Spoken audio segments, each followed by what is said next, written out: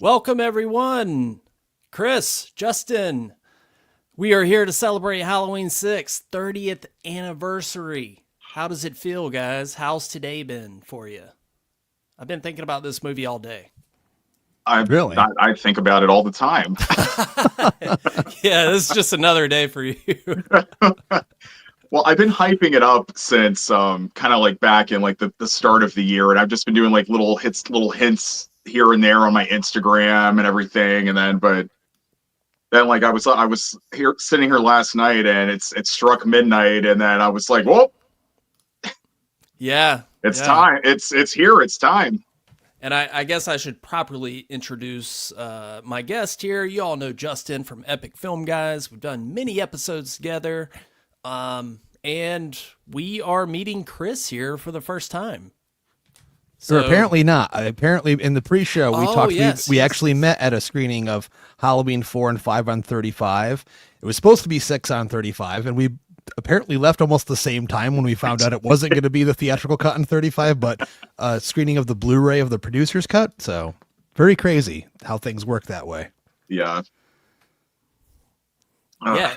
And welcome everyone in the chat. We already got some people in here. Arrow Entertainment, H6 is my guilty pleasure. Don't feel guilt about it, baby. Yeah, don't. Yeah.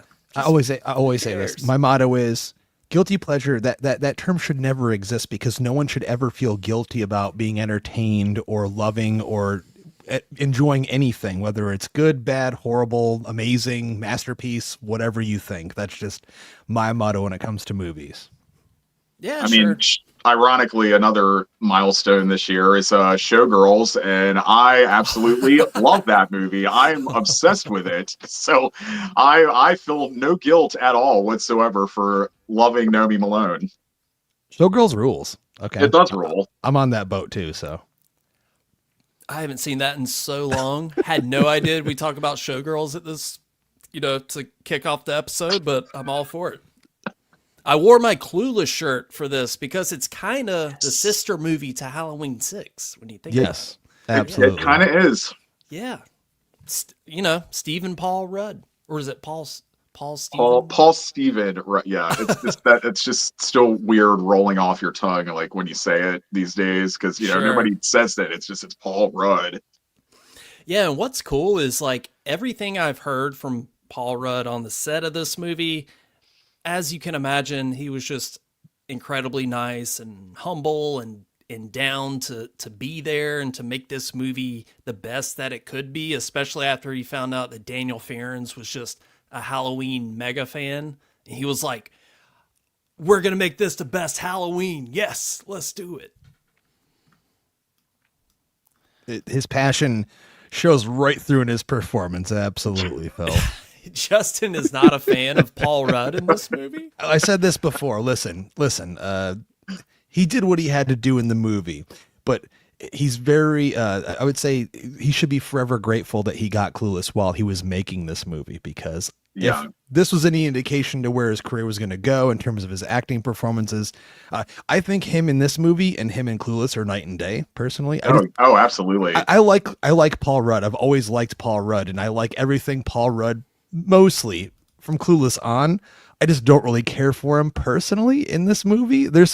I think I do prefer him more in the producer's cut, and I'm sure we'll get to that a little bit later. But a lot of the takes they used in the theatrical cut, I think he's just, I mean, I guess if you're going to use the word camp, Donald Pleasance in the original Halloween, he was the only sense of camp in that one. But I think his character of Tommy took it a little too far in this one. That's just my take. Well, you can never tell, like, what was his instruction? What was Sure, his direction? And sure. he's this traumatized individual, so maybe they were like, hey, keep it kind of stiff.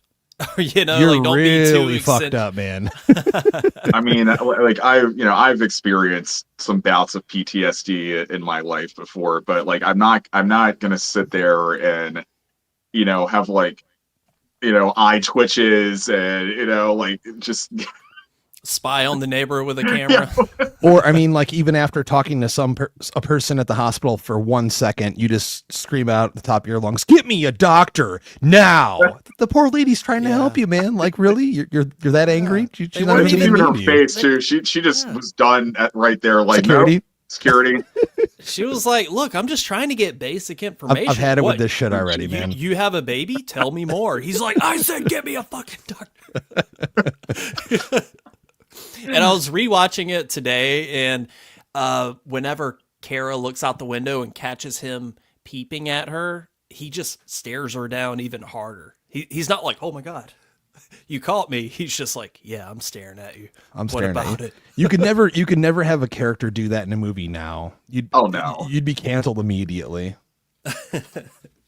Even though I don't think there's any sexual tension between them at all. I think he's literally just like, dude, I'm just protecting everything about this house. Like, I'm watching it because I'm that obsessed with this. You know, there really isn't either. Like, you know, watching this movie so many times, it's just like it's nothing. It's dust. What, like their chemistry? What do you mean? Yeah, like there's no like as Justin would say, there's no like flirtation. There's Yeah, no exactly. you know, you know, extended eye gazing or anything like that. It's just nothing.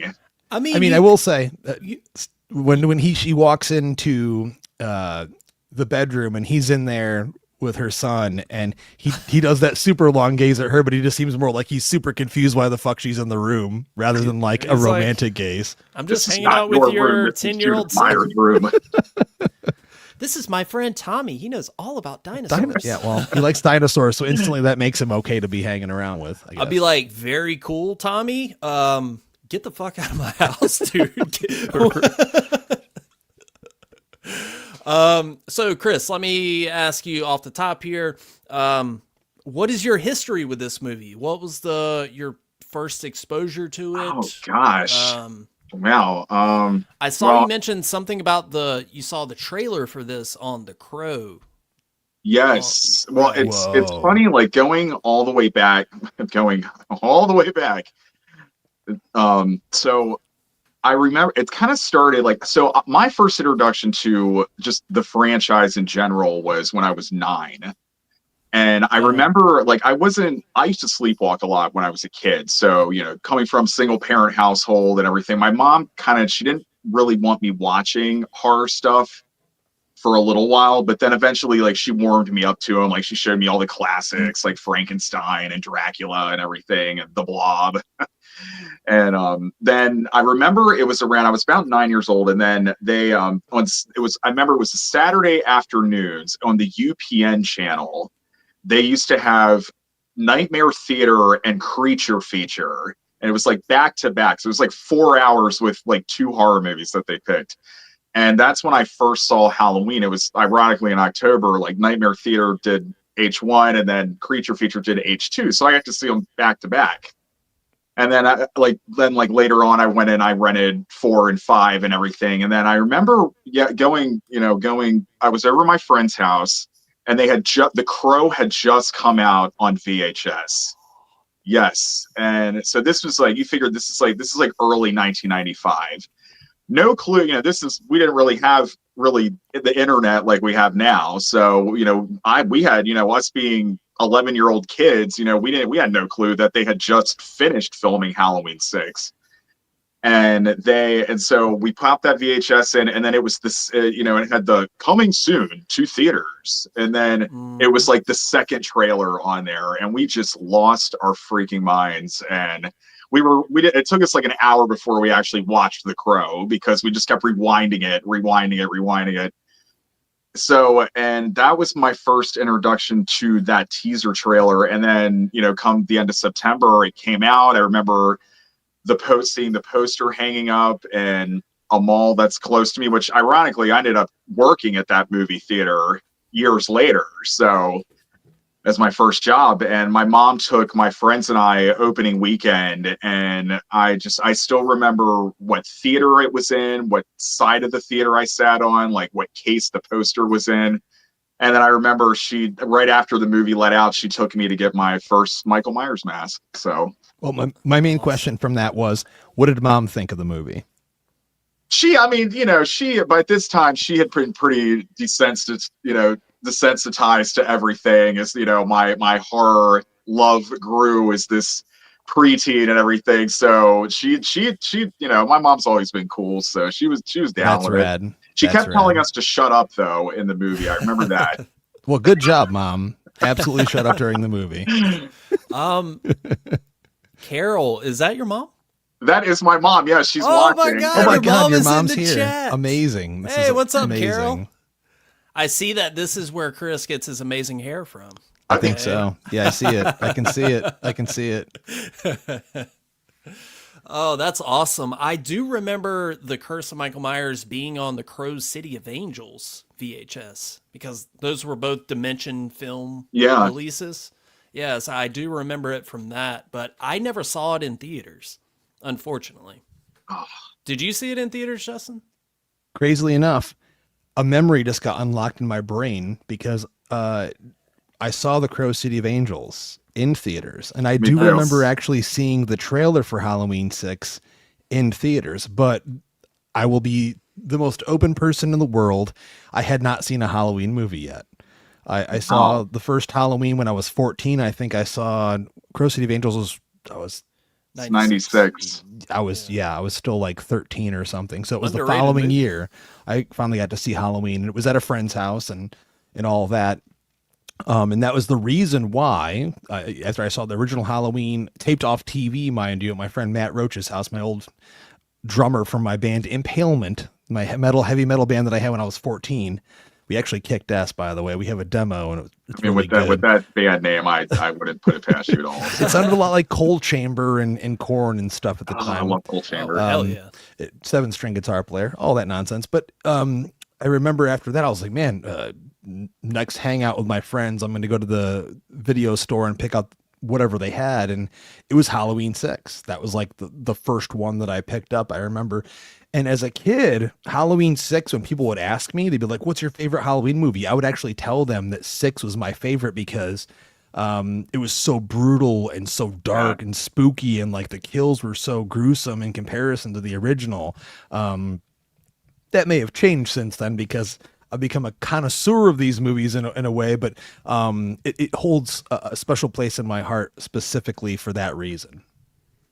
It definitely. I mean, you guys said it the other day on the other episode where it was very ahead of its time. Absolutely. Yeah, and a point that I wanted to bring up there, how there's all these callbacks to the original, but they're very tastefully done. They don't feel, hey, remember this from Halloween? Like, there's so many just little subtle moments that are so well done. It just feels like it's in the same universe. I would love to think, or I would love to ask actually, adult fans that were long, they'd seen the original, all the others, when they were in theaters opening weekend, their reaction to seeing those callbacks, those homages, because now we notice them in every single requel, reboot, remake, whatever. Oh, yeah. They do them in all of them, sequels, whatever, it doesn't matter. But back then, that wasn't really necessarily a thing. Like, I mean, there's shots that are directly pulled from the original Halloween. There are little moments and stuff like that, but it is done with a very tasteful sense, and also like a different kind of perspective in a way where like it feels a little bit different, where it's not just like, here, slap it in there. I think like obviously Farron's had a really strong grip on the material because he was such a massive fan, and Joe Chappelle just, embodied that with the visual nature of the film. So it took those moments and made it its own. Absolutely. Very well said. And I do just, since we got the chat going here, John, what's up? And Chris, your mom, this is so adorable. LOL, thank you. I've done my best. Hi, everyone. Arrow Entertainment says he went to school with you. And then he says, hi, Miss O'Brocki. Dude, my mom's never even listened to a single episode of my podcast, and I've been doing it for 11 years, but your mom shows Same up here. for you. So, I mean, seriously, like, said, hi, I'm super hats proud off of to my her. son. That's Like, adorable. You must be an amazing mom, seriously. That's amazing. All right. So I guess the main theme of this episode is we are going to get into the differences with the theatrical and the producer's cut. Now, I just rewatched the producer's cut a few hours ago. It had been quite a while since I watched it. When we did our episode, you hadn't seen it in a while, you said, right? Yeah, I've maybe seen it twice in my life. Now, I don't know how much of a difference it makes because I grew up with the theatrical, so that's what I know. But after watching it today, I don't get the romanticizing of the producer's cut. It's like, it's not that good. Well, There's some parts I like about it. There's some elements I like to it. But my God, that ending, wow. Y'all are not ready for me to pop off on this producer's oh cut. no, we're ready. We're ready. That's why you're here. So I kind of took notes throughout the entire movie, like little things that I noticed that were different because, God, I've seen the theatrical at least 50, 100 times. I don't even know at this point. But yeah, there's some things are kind of head scratching, like the changes. I do have to say one thing that was driving me nuts is the overuse of the Halloween theme and just the dun dun dun dun, like that plays throughout the entire movie. And I was like, oh my God, stop. Yeah, I think that was one of my biggest issues. I mean, from my knowledge, what I was told is that Howarth came in much later, many, many years later to do the score for that. Am I correct in saying so? Not years later. I know the studio went back in when they did the reshoots and they retooled his stuff. Yeah, okay. But like all that stuff with Howarth and like the guitars and everything, I believe that was after the movie had wrapped, and then they went back. Yeah, that definitely was Alan though, because I've met Alan Howarth a couple times, and so we need to confirm this then. So Alan had something to do with the electric guitar stuff and jazzing it up and all that.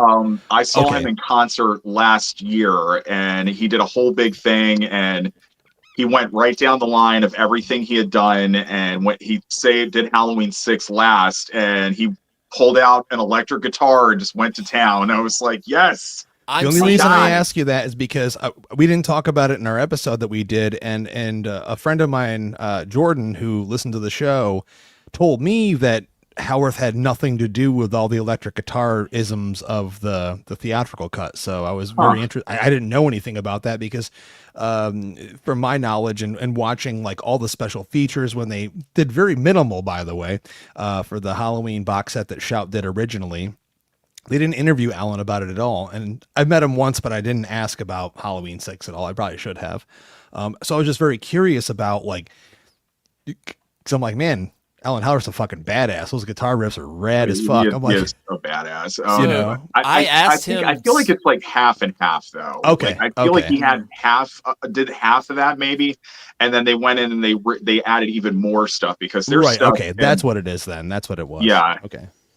Yeah, I did ask him specifically at H45 about the guitars. I was like, personally, I love the guitars and the whammy bar stuff. He was like, oh, thank you so much.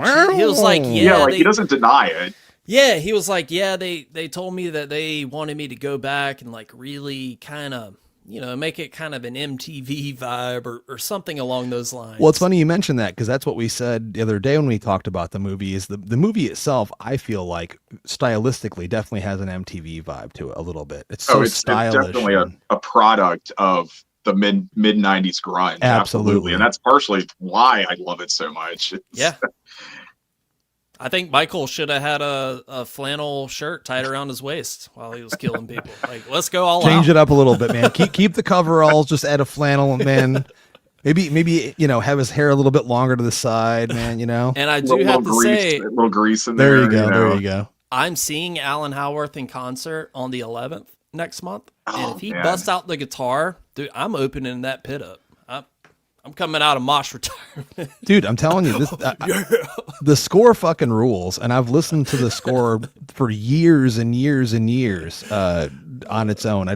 So my point about the score for the producer's cut is I honestly just find it extremely boring. I think that the music itself doesn't marry itself well to the footage, and you are correct. It's a lot of the same over and over and over again, where I feel like in 4 and 5, Alan was really dead on, like perfectly like set. Of course, we know the producer's cut, this has been mentioned, obviously, and all the fans know, but we have to say it.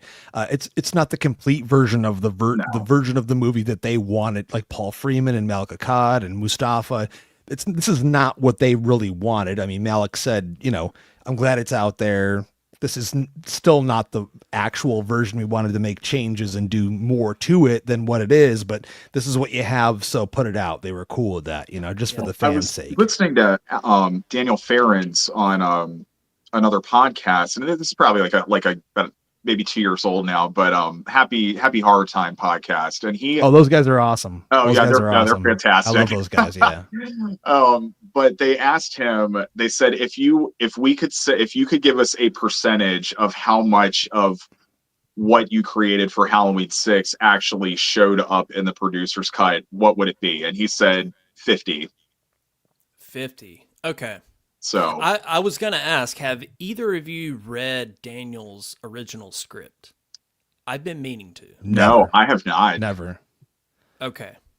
I heard it's pretty dope though. So. Yeah, I know one big standout is Jamie was supposed to live until like the last 5 minutes of the movie.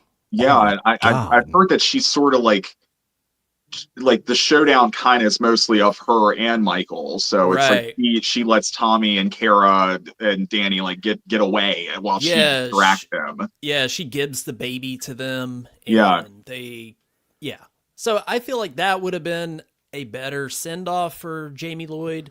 That would make sense to a lot of the conversations that, Danielle Harris did an interview recently with a podcast, I forget the name actually, where they asked her about that, and she said that Daniel mentions it continuously to her anytime they talk, where like he wishes they could go back and just reshoot scenes and then add them into the producer's cut, and great. like fill in the spots with her instead of JC Brandy, and then obviously any writer or filmmaker wishes their vision, their unique vision they have for the project can be embodied, and but it sounds like he's holding on to that shit pretty hard though still. Yeah. It's been 30 years, but I get it though. Like it's got to be frustrating when you write something that you think, and honestly, I will tell you both, I really do think that his original vision probably would have been much better than what we got in either cut of the movie. Probably.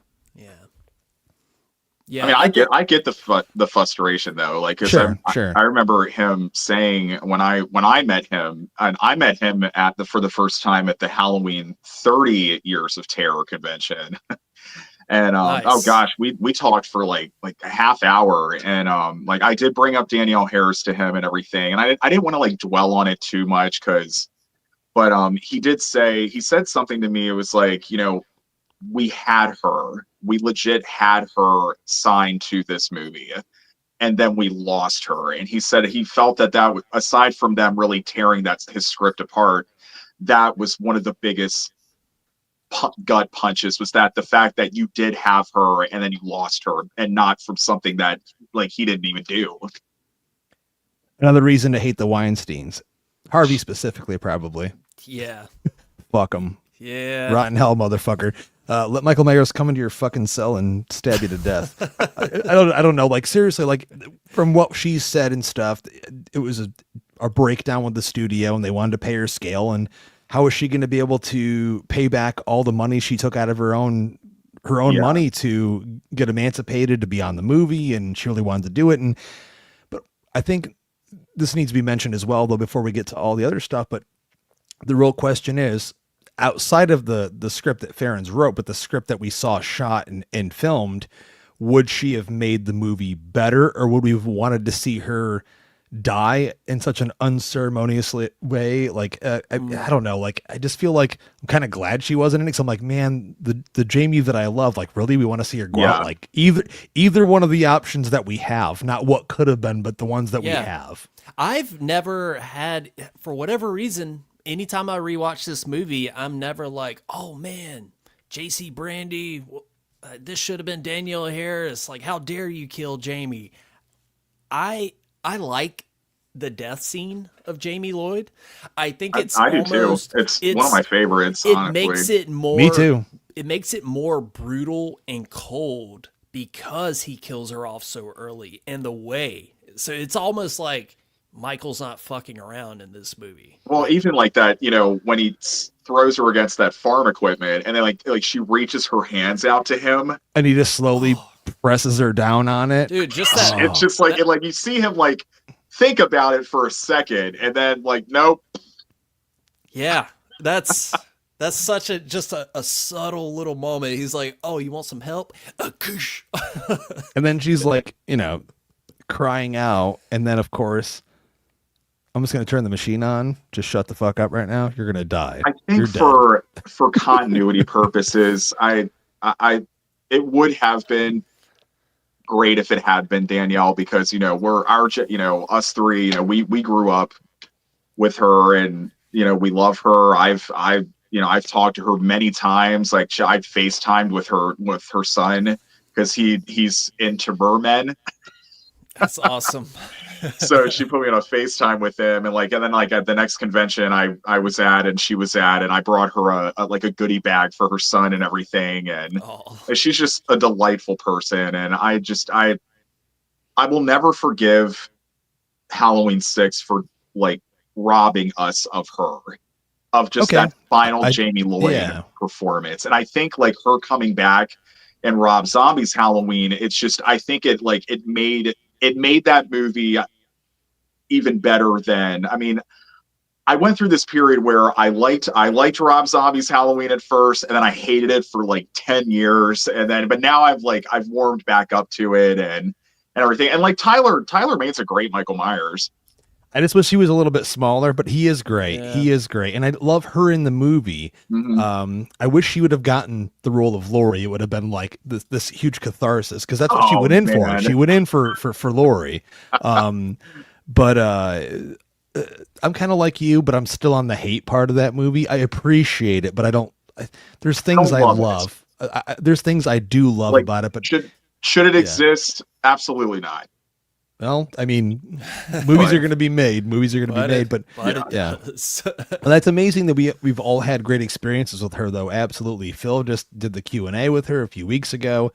Yes. I met her many years ago. She was jet lagged, but super sweet. She's amazing. Like, she's one of my favorite people from any of these movies for sure. So, and no offense to Jamie Lee Curtis, but this is just my opinion. But honestly, I think Danielle Harris is honestly the real queen of the franchise. Oh wow, that's a I know that's like big swinging big there, but well, hey man, swing big, right? I will say this: Donald Pleasance is more integral to the Halloween series than Laurie Strode or Jamie Lee Curtis. Well, that's absolutely that's a fact, obviously. Yeah well, that's a fact, I don't know. A lot of people, you know, when they think Halloween, Jamie Lee Curtis. That's the first. Yeah, but who lasted until part 6? Hasn't been the same without him. No, it's true. It's true. And I mean, I will say, like the producer's cut, I love all the extra Loomis stuff. Yes. I think that's my biggest. I wish the theatrical kept all the Loomis stuff, but sort of keep everything else. Well, I'm of the mind that Phil, that there's a version of. Not like doing a fan made version or anything like that in my head, but of what we have of the footage, putting them together and picking the best of everything. And there would be a cooler version that they could have released. There's some scenes between Tommy and Loomis that are great. I even love some of the stuff like Kara being stalked at the college, and there's so many cool, like some scenes I'm like, I would have concluded that in there, like make it a little bit longer. Not all of the producer's cut works. In fact, I think most of it doesn't, but there are some cool scenes in there that they cut. but that feel like Halloween, like what John's Halloween is, that they kind of just departed from. There's a deleted scene. I mean, there's a lot of deleted scenes, but there was Yeah. one that I recently saw not that long ago, and it was a scene of the new sheriff of Haddonfield. And Yeah, this is they're in the barn, right? it's not the barn. It's later Okay. on when they take Jamie Lloyd to the hospital.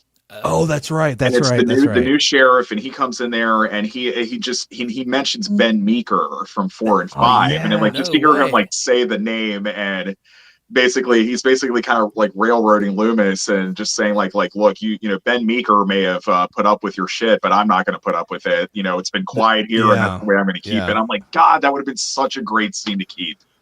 Yeah. Or just bring back Bo Starr as the sheriff. He was alive. Yeah. There's he no still reason is. why you couldn't We never saw him die in 5.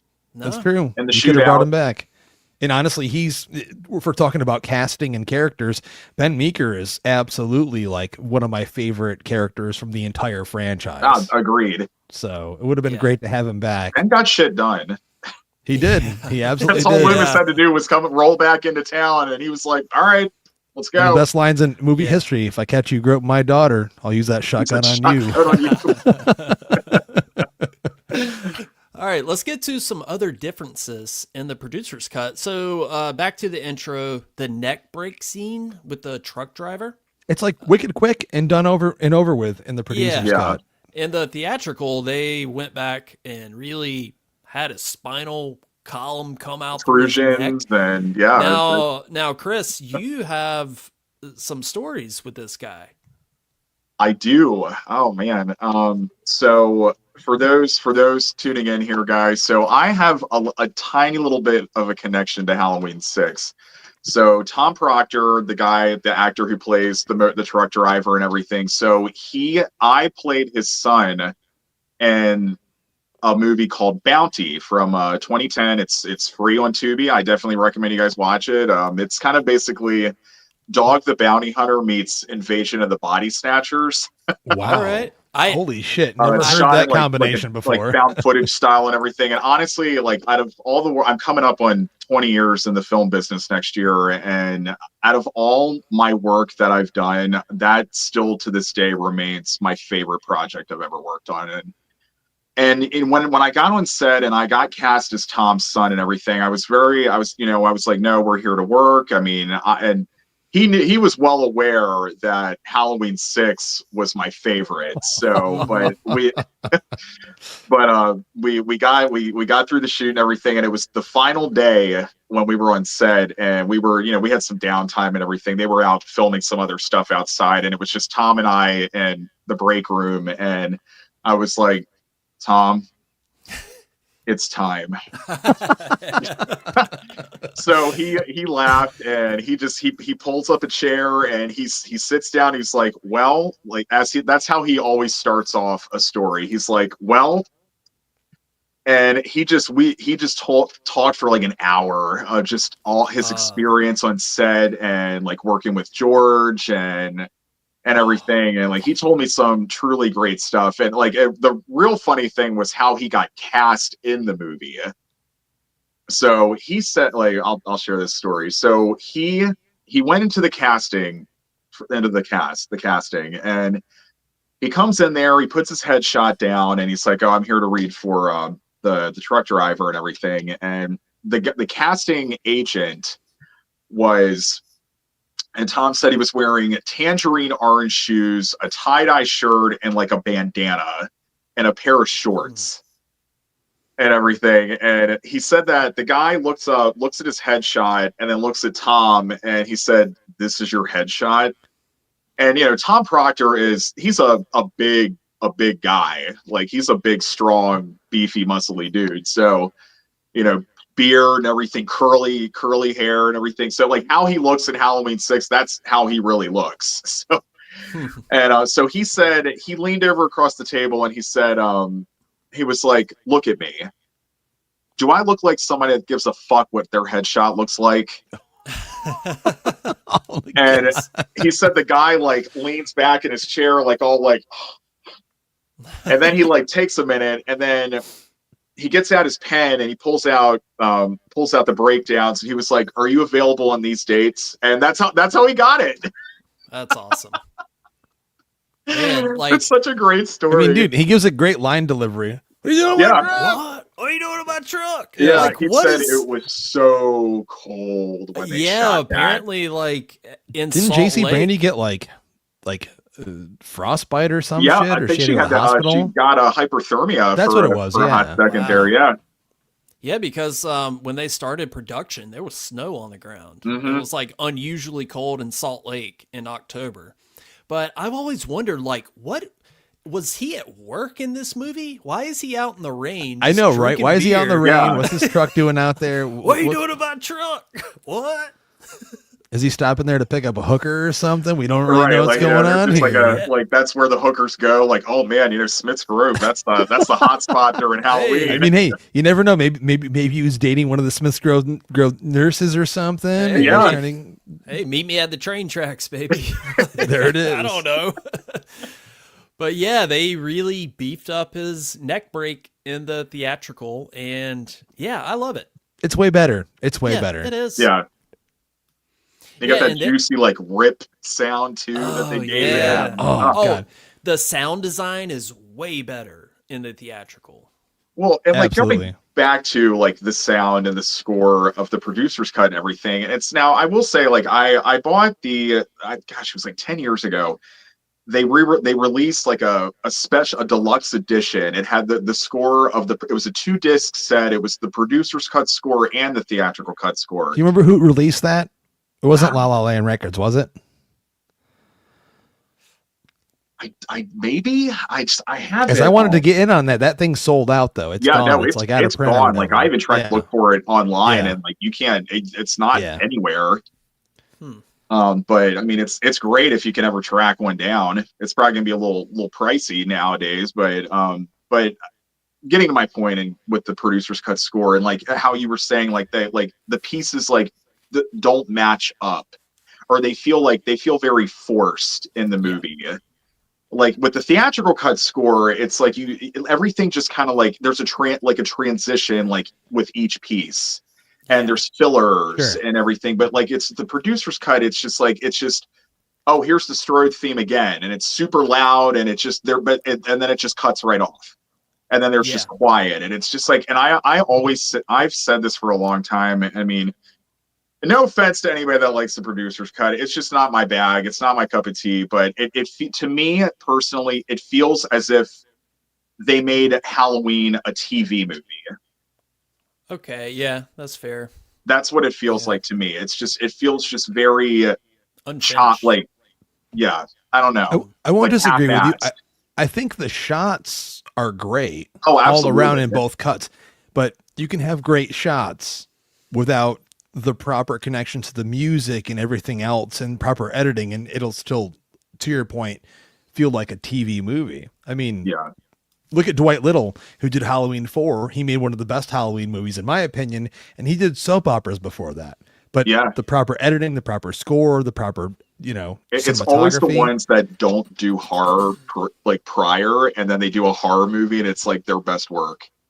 Yeah, somehow that just happens. But it's just, I mean, it's crazy it's like the way that unlocking works. this weird but- like DNA thing in you or something. Yeah, and moving on to the difference is, there's that scene also where Danny's scared in his bedroom, Phil, and Kara does some kind of like a weird like pagan spell or something like that. You jerks. You jerks know the rules. Yeah, but even before that, the shot of this POV shot walking up to the Myers house. Oh, that's true. That's true. You hear the Man in Black's jangly little boots, yeah, on the concrete. And I was like, oh, that's different. But God bless Daniel Ferrens. God bless him, because he's like, man, this Man in Black, I had to do something with this because no one else was ever going to. But he's in the movie way too much. Like in this bedroom scene, it pans over to the Man in Black, and you can like really see his face. He's like, "Daddy, kill for him." I will give both versions of the movie this. It did make the Man in Black scary. or at least incite a little bit more of a fear to that character, a character that with Halloween 5, they had no clue what they were doing with this guy. Like, oh, here, there's Put a just, guy in a there fucking he top is. hat. Yeah. Like, I'm not scared of this cowboy walking around town in Halloween 5, but in 6 it's different. I will say in 5, I just wanted to shoot him with a gun because he kicked a dog. Yeah, no, that's never a kick thing. a Don't dog, dude. mess Don't with kick the a dog. pets ever. Yeah. And I sent this to Chris earlier, but when I was rewatching it, there's this little choo-choo train lamp beside Danny's table, and I've always just noticed it. So today I was like, I'm gonna find that lamp. So I go on eBay. You found it? I found Oh my it. God. You found It is it, a yeah. Thomas the Train 1992 lamp. Your ass better have bought that. Dude, I'm going to. It's I only mean, like it's $10. Come on. yeah, dude, it's only like $20 on eBay. Send me a link. I'm gonna buy. I will buy one too. Like that's for the real fans right there. If you see that in somebody's house, they're Like, like, You got autographs. You got props. I got the Thomas the Tank in. bitch, I got that. Danny No. Stroh's Thomas the Train. Can you imagine like rolling up at a con and having like, I don't know, Devin like Gardner Marianne sign it? Hagen sign that thing? Or That'd be be like- amazing. That's so hilarious. I never noticed that either, actually. So great pickup on that. Yeah, and they even put like gaffer's tape on it, I guess, like maybe to avoid rights issues. Yeah, They for sure. changed it a little bit. But yeah, I was like, holy shit, here it is. And Chris, you have the same skeleton that's on the Myers house on the front I door. do. I mean, it's not the exact right. one in the movie, but it took me a little searching to kind of find that thing. And so that skeleton's been around since the 70s, and it has a specific name for it. It's called DEM bones. Oh, okay. So if you guys Dem ever want bones. one, if just search for Dem bones vintage cardboard skeleton, and Do sometimes you know they'll who pop makes up it? on Is it eBay. is it Beisel? Is it Dennison? Is it? I do want to you say know? it's Beisel. Okay. probably. That would make sense. Because I mean, then. they make all the great shit. So Yeah, they do. They're actually not that far from me. Their factory is actually less than an hour away from me. Oh wow! Should go in there and be like, "Hey, remember this? Do this again." Like, yeah, absolutely. God, I But love yeah, I got this. the skeleton, and then I just got also the the ghost windsock that's hanging Oh, on the yeah, porch of the Myers house. Oh Like, my God. yeah, I got that about a month ago. Like that one was a little bit of a hard find too, and like. So, and that's one thing I wanted to do when I started getting like more memorabilia from the franchise. Like last year, I tracked down the Beisel Grim Reaper face that is on the back door at the party at the Tower Farm. Oh, I just got that last year. So I look for little details like My that. grandmother had that. I remember. Yeah, and I like Yeah. that's the kind of things that I want to be a little different. I want to grab like those things. Like I want to grab like what kind of Halloween decor they have in these movies. So, but yeah, That's that awesome. ghost windsock that was a steal, I'd say, and that thing's huge. Somebody find out what kind of boots the Man in Black has. I'm buying them. Yeah, right. We're gonna get that. We're getting into the nitty gritty. So Kara, she's looking in the mirror. She sees Tommy. Now this is all slightly different, and this made me laugh so hard when Tommy's on his computer. He logs in. It says Project Michael Myers. Oh my God. It's so mid-90s. I'm sure my kid would watch it and just cringe. Word cringe. But me, I'm like, I remember that. I would have done the same thing. Oh, I remember floppy disks. What? Yeah, and he was about to put in his password. I was like, what's his password? What if he was like Haddonfield 69 or something? 420 Haddonfield. And whenever he talks to Barry Sims, he says, "My name's Tommy." I'm like, ooh, thank God they cut that. That didn't need that. Just felt weird. I will say the different, like in the producer's cut versus the theatrical, we do get a little bit more of Barry Sims' radio show. Yeah, We do, more we do. back talk calls. Yeah, and I think there's a caller that calls in there, and he's got like this kind of like seductive voice, and he's talking to Barry and everything, and like Barry's just like, Dwayne, that's his name, and he's like, "You got a point to make, Dwayne, or should I just keep spanking the monkey here?" I love that line. That's a great line. That's a great line. And what was up with that dude that was like, damn gays in the military and this and that? I'm like, Whoa. This movie's wild. I mean, no wonder they wanted Howard Stern for that part too. He makes a Lorraine. God, what's the lady that cut off her husband's? Oh, Lorena Bobbitt. Yeah, Dude, they make a reference funny, to that. I It should was have been like, quick to that because her original apartment where she cut her husband's dick off, who he's no longer alive, is only 30 miles from me, and I've seen it. No way. It still looks the fucking same. I went to the spot where she cut his dick off, and where she threw the dick. Where she Yeah, threw the dick. did you bring like a cross and like a little like some flowers? I just like, took a how you picture doing, in like, front of it and went like this. Here's where the dick was. I've never posted it because I know that like my parents would probably disown me or whatever. Hold up your copy of Halloween 6. Like, what up? Yeah. this is yeah. this is for the real fans. What's crazy is like it would have been cool to see Howard in the movie, but at the same time, like I've done deep dive on this, and because I wasn't old enough to listen to this stuff, but there were a lot of shock jocks after Howard. So like Barry Sims is kind of his own thing, and I like that. I mean, at the time when Howard became popular, so many people tried to emulate that same style. So I like that Barry's like mustache, the hair he almost has like kind of like a quasi emo cut / bowl cut at the same time. He looks like Jeff Foxworthy. Yeah. He also looks like someone that would probably never get laid by the kind of women that he'd want to get laid by. Let's be very clear here. This is a random question. Correct me if I'm wrong. Wasn't there a debate that Barry Sims was a gay character? Never heard of that. I mean, yeah, that's new to me.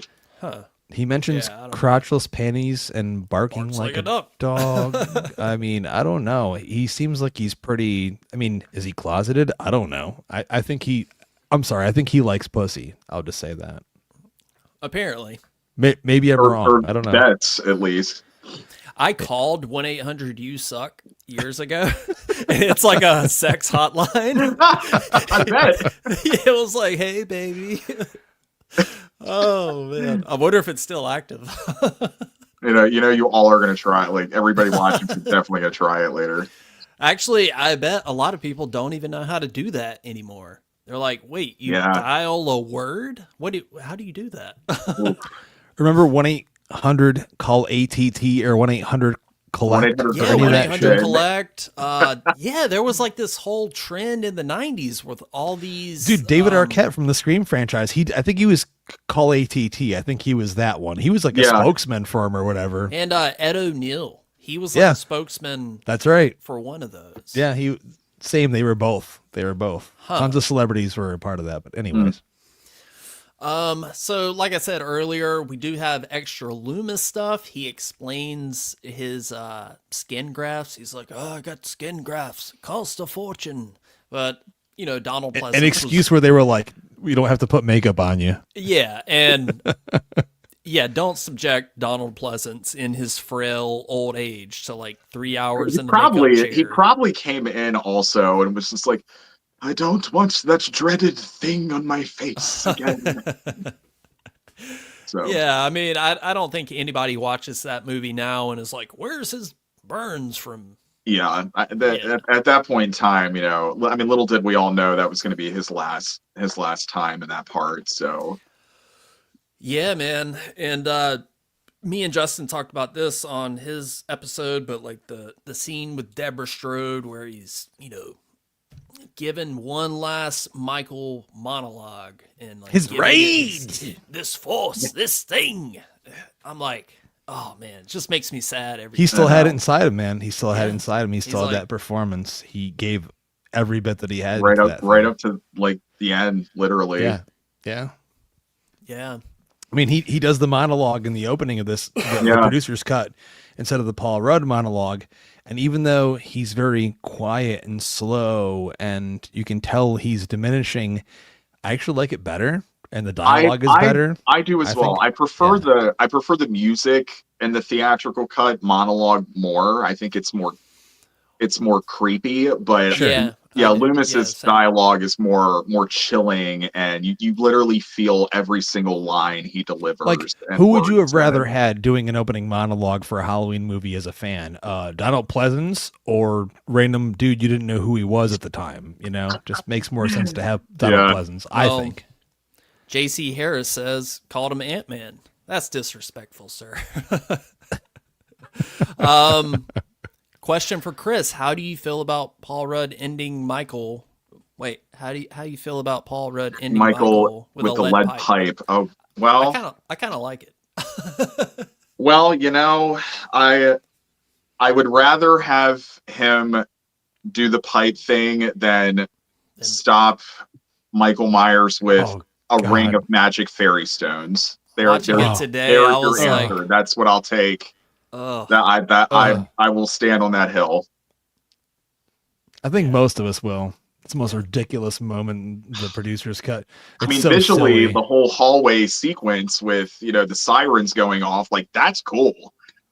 But I just when he says Sam Hain, even though it's pronounced Samhain, Samhain. Thank you. um, Thank you again. Thank you. Thank you. Thank you.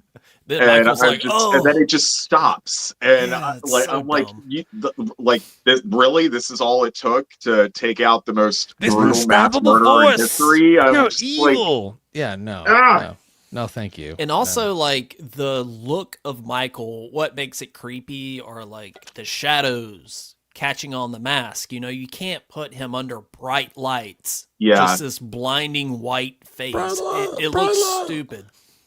yeah. That's one thing I'll give the theatrical tenfold is like he is lit far more better in the theatrical cut. I mean, Yeah. and the mask is a little bit different too. Like in the theatrical, like the hair's a little different. It's a little more lengthy, and I don't know, but it's just like they're like it's those blue hues. Like they brought those blue hues back from 1 and 4, Yep. and That was that thing it that just Beekler said that he wanted to do. He wanted to infuse those blue hues into yeah, the actual mask, into yeah. the like grays and blues into the mask. So no matter what the lighting was, it would be Michael Myers, because Mustafa hated the mask in 5, and who the fuck didn't hate the mask in 5? Jesus Yeah, Christ. I know everybody rips on 4's mask. I'm like, have you seen the one in the next one? Like, what? The only thing Are that's you wrong sure with you're 4's watching? mask, Which movie are you watching? yeah, they should have just painted it differently. The guy, he wasn't a very talented prop guy. Let's just be very clear. He did what he was supposed to do, but the 4 mask is actually a good mask. The 5 mask that Greg Nicotero did looks nothing like Michael Myers. Nothing like Michael But Myers. Beekler's mask, I have to give it this. It's gorgeous. But yeah, to your point, Phil, when it's in bright, like those fluorescent lights, like it's never going to look cool. It's never going to look badass. Yeah. Even, like, the 78 mask would look like shit. Well, especially fluorescent because it was just a regular cheap ass Halloween mask. It would look terrible. Yeah, Well, but I gotta another say, thing- the H4 mask, it's grown on me over the years. I kind of like it. Yeah, I watched it on Friday there's a- night. Yeah, Yeah. there's a creepy quality to it. one thing I love about the H6 mask is that it has not since 2. I feel the H6 mask. It has a very organic look to it. Like you like. I don't know, like as if it were like, because we haven't seen it, like there was 6 years in between the events of 5 and 6, and it's just like where did he get this new one? Like was it made for him in the bowels of Smith's Grove, or it's just, it has a very unique. It also has like a sort of more of like a demonic kind of look to it too, like with the raised eyebrow, like eye Sure. arches and everything. It's just and it has like that wet look, and it's a terrifying mask. Yeah. Yeah, I love the mask in part 6. Me too. Moving along to some other this part. Oh man. This part. Tim's on the phone with Barry. He's like, "Yo, G, what's up? You bringing the posse tonight?" Like, what? How fucking 90s can you get? But at the same time, I can't really hate it for that reason, I guess. And then when he gives Danny the stomach pounder, Danny Hit me, says, G. Hit me, G. I was like, whoa, I forgot about that. Oh, man. And I mean, the dinner table fight sort of plays out the same, But except Danny sees Michael Myers outside, and you see an actual shot of him, and it looks fucking awesome. Yeah, I love that that was shot. cool. They should have kept that in. I Yeah, thought that was an I agree. amazing shot. yeah, but it almost looks like Michael is saying, kill for him. I think he's just watching the house, like, this is my fucking house, dude. What the fuck you doing in it? That's what I got out of it. Like, I don't know, man. He's just standing there, so I don't know. But it's a good shot, though. It's a good shot Yeah. they wasted. They didn't use. That's kind of almost reminiscent of that shot in 1990's It in the beginning when you see Pennywise in the laundry sheets kind of blowing back and Oh, forth. Yeah. Yeah. Sure. Yeah. Absolutely. yeah. And then it cuts to, well, we didn't really talk about Jamie's death in the producer's cut. Oh, we could go back. Yeah, she gets stabbed in the Yeah, barn and man, left for it dead. It's is- the most lackluster thing I've ever seen. Yeah, it's pretty bad. That's another thing that just annoys me with the producer's cut is it's just like, I get it that they were trying to go back to like the simplicity of the first movie and like and four and everything, but it's just like at the time, it's been 6 years since it had been 6 years since we had a Halloween movie, and it's just like also we're in the sixth movie now, and you can't just like there's kind of like I call it the point of no return, where it's like you had two movies where he's shoving shotguns through people and cutting people's Right. faces off with a Grim Reaper scythe and running people over with cars and everything. It's just like you can't just this brutality has now been, and even in Halloween 2 it started kind of really in Halloween 2. Well, yeah, with the Yeah. hot tub and everything. Yeah, it's like so. you've had three movies now where this brutality has been just built up and increasing more and more and more. And then when you get to the sixth movie, you're just gonna like take all that away, and all he does is just stab in the producer's So cut. can And a we lot just- of these stabs so- are like off screen too. Can we maybe just like for a second, maybe say the Weinsteins weren't that terrible? Maybe they knew. I don't know. Maybe I'm wrong in saying that. Maybe that's politically incorrect. But they were Halloween fans. I do know that for a fact. I mean, God damn it, their first movie they made was The fucking Burning, which is one of the best slashers of all fucking time. Yes, So a very I mean, underrated look, slasher. I've screened it. It was a packed house. But I bet. But yeah, this is so lackluster. It lacks any suspense or impact. He just follows her in there quietly. The score is not good. It's just mostly Yeah. quiet. And I'm like, good visuals and stuff, but like, there's no impact at all. I'm like, really? He's gonna stick. Like it, but then in the theatrical, you have she gets into the barn, and then she kind of does like that big like she dips into the darkness, and it's just like this like weird. It listens like kind of grinding kind of sound with the score, and then she does just like kind of like a big loop around the barn, hiding in shadow, while we see just pieces, little glimpses of him on the other side of the barn, like looking for her. And Yeah. it's just like that is horrifying. Yeah, that's how closer Michael to the Myers original. should be. That's closer to the original. I was going Right. to say, Phil, wouldn't you agree that's way closer to like what Dean Cundy would have done with his cinematography than what we got in the Yes. producer's cut? Yeah. It's so drenched in shadow and blue Yeah. and the way the light hits everything. I'm like, The lightning flash when you see Michael. yeah. Oh, I mean, split there was second. more lightning flashes in this Oh. movie than we've ever seen in So any other much. fucking movie, but in the And theatrical. Chris, But and Chris, to your point, like the sound design, I don't know what these sounds are that go throughout this movie, but it adds like this evil atmosphere. Just like I can't even replicate them, like like just Yeah, these well, little atmospheric sounds. A that couple are years creepy. ago, I found on YouTube, and that was one thing that I was hoping for when they released that 2-disc soundtrack, was that we were going to have all those little extra quips in there, but like they weren't on there.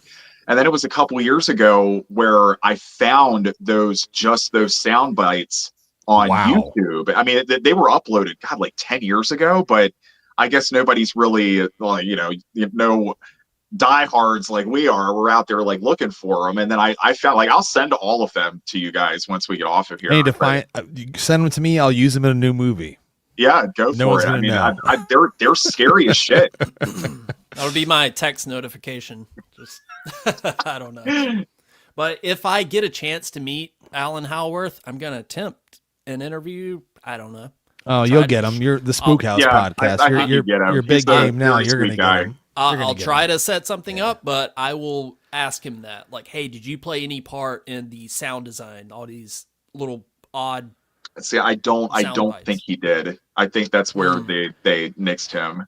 Well, here's the one thing I want to call out Sean Clark. I like him. He's a good friend of ours. He's been on Epic Film Guys a couple of times, and but he said when he did the special features for Shout Factory for 6, they were very limited. They tried to do as much as they could. They couldn't get everybody in, so that's why there's not probably Alan Howarth interviews and stuff for that. And I would have loved to heard way more about his participation in 6, but there's like nothing. There's like the interview with Danielle, with Malik and Paul Freeman and stuff, and that's it for 6. And then like I think like a couple actor interviews and like archival interviews, but there's nothing else.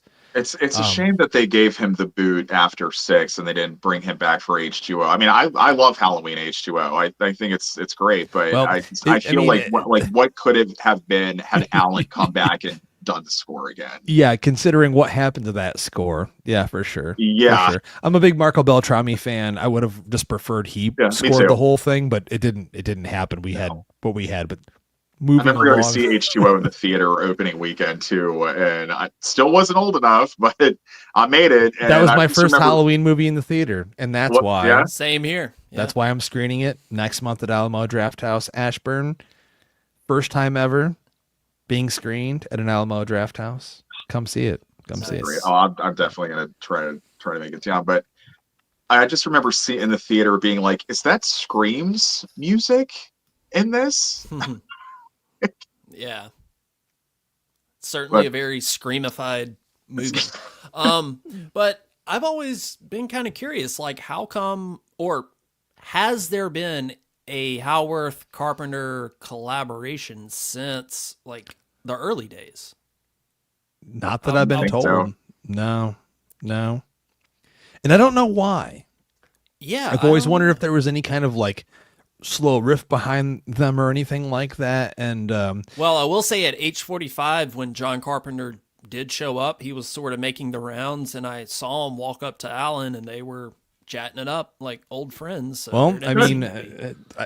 so those that know, my co-host Jeremy is like really close in with the Carpenter camp and stuff like that. I asked, he said things are good. So maybe it was just a matter of we did business together during those times, and that's what we did, or whatever it may be. Yeah, maybe he I mean, just wanted he- to bring in his son to help with the score. And It would have been amazing, I thought, for some of the stuff they did with, the live shows with Cody and Daniel Davies and stuff, because I got to see him one time. John is performing again in LA and New York this fall and stuff for more shows, but to bring in Alan, it would have been amazing. It would have been even bigger for the fans, I think. But Yeah. it is what it is. It's their choice. Because some of those scores they're playing, Alan had he partook in. He was part of those, so would have been cool. But like do Halloween 3 or something. Sure. Anyways, yeah. sorry. No. So we kind of touched on this, but the random sheriff guy, they find Jamie's body. The thorn symbol is burned into a bait. Shit. What Hay am I bale. trying to say? Hay Hay bale. bale. A big- I a was big- like, I was like, bay. It's not a hay. What Well, am I- it's actually technically not a hay bale. It's a stack of hay. Oh, stack yes. of hay. I was like, Yeah. what do you call a stack of hay bales? It's his symbol. Doesn't he say it's his sign? Yeah. It's his mark. His He's mark. come home. Now, Sam Hain. God damn it. Say it right. God damn it. I heard in the original script, maybe this was in Daniel Farron's script, that they wanted there to be a crop circle. Like there was going to be like a helicopter shot with Ooh. the thorn symbol. That's a bit wacky. I kind of like that. They've wanted to do helicopter shots in the Halloween franchise for a long time. They just never wanted to put the money in a helicopter. Dude, you can fly a Yeah, helicopter over. I did. Yeah, I've heard that too. It's cheap. It's cheap to do it, actually. It wouldn't have cost that much to do it. Of course, So I now don't you can know just why. do it with a drone. Right. Exactly. Save you Not money. even- But we all appreciate back in the day when they actually had to do the helicopter Yes, shot. Absolutely. Yeah. Yeah. So yeah, they find Jamie's body. Deborah's death.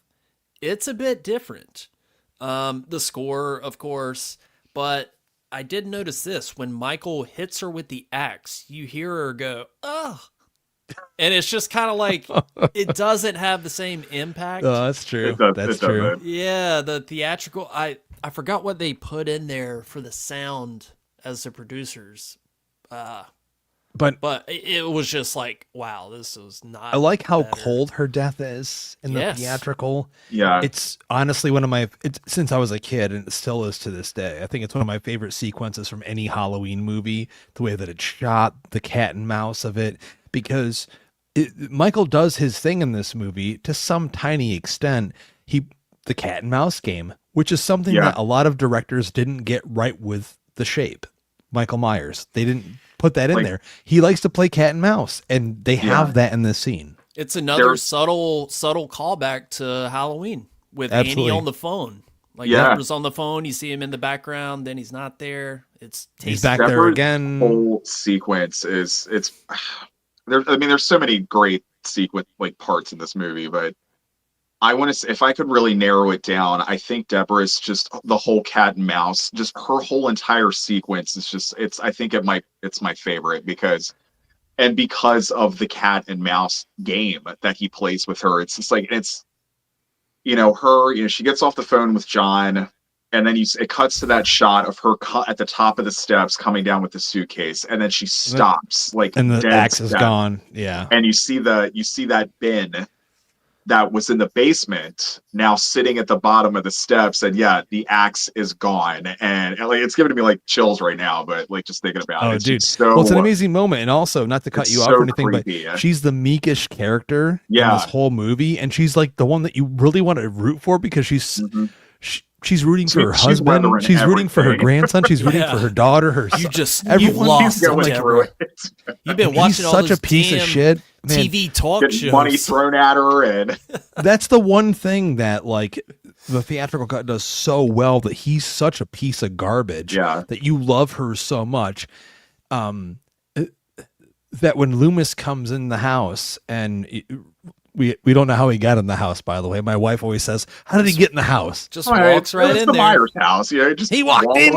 I'm Loomis, don't you know? Doesn't even say hello. Just grabs her shoulder. Like, damn, Loomis. I mean, to help you, but she could have turn around and took him out if she wanted to. A can of tomato soup, man. Campbell's tomato soup. Boom. You're done, old man. You're dead. Sorry, I killed this old dude in my house. Hit him with that laundry basket.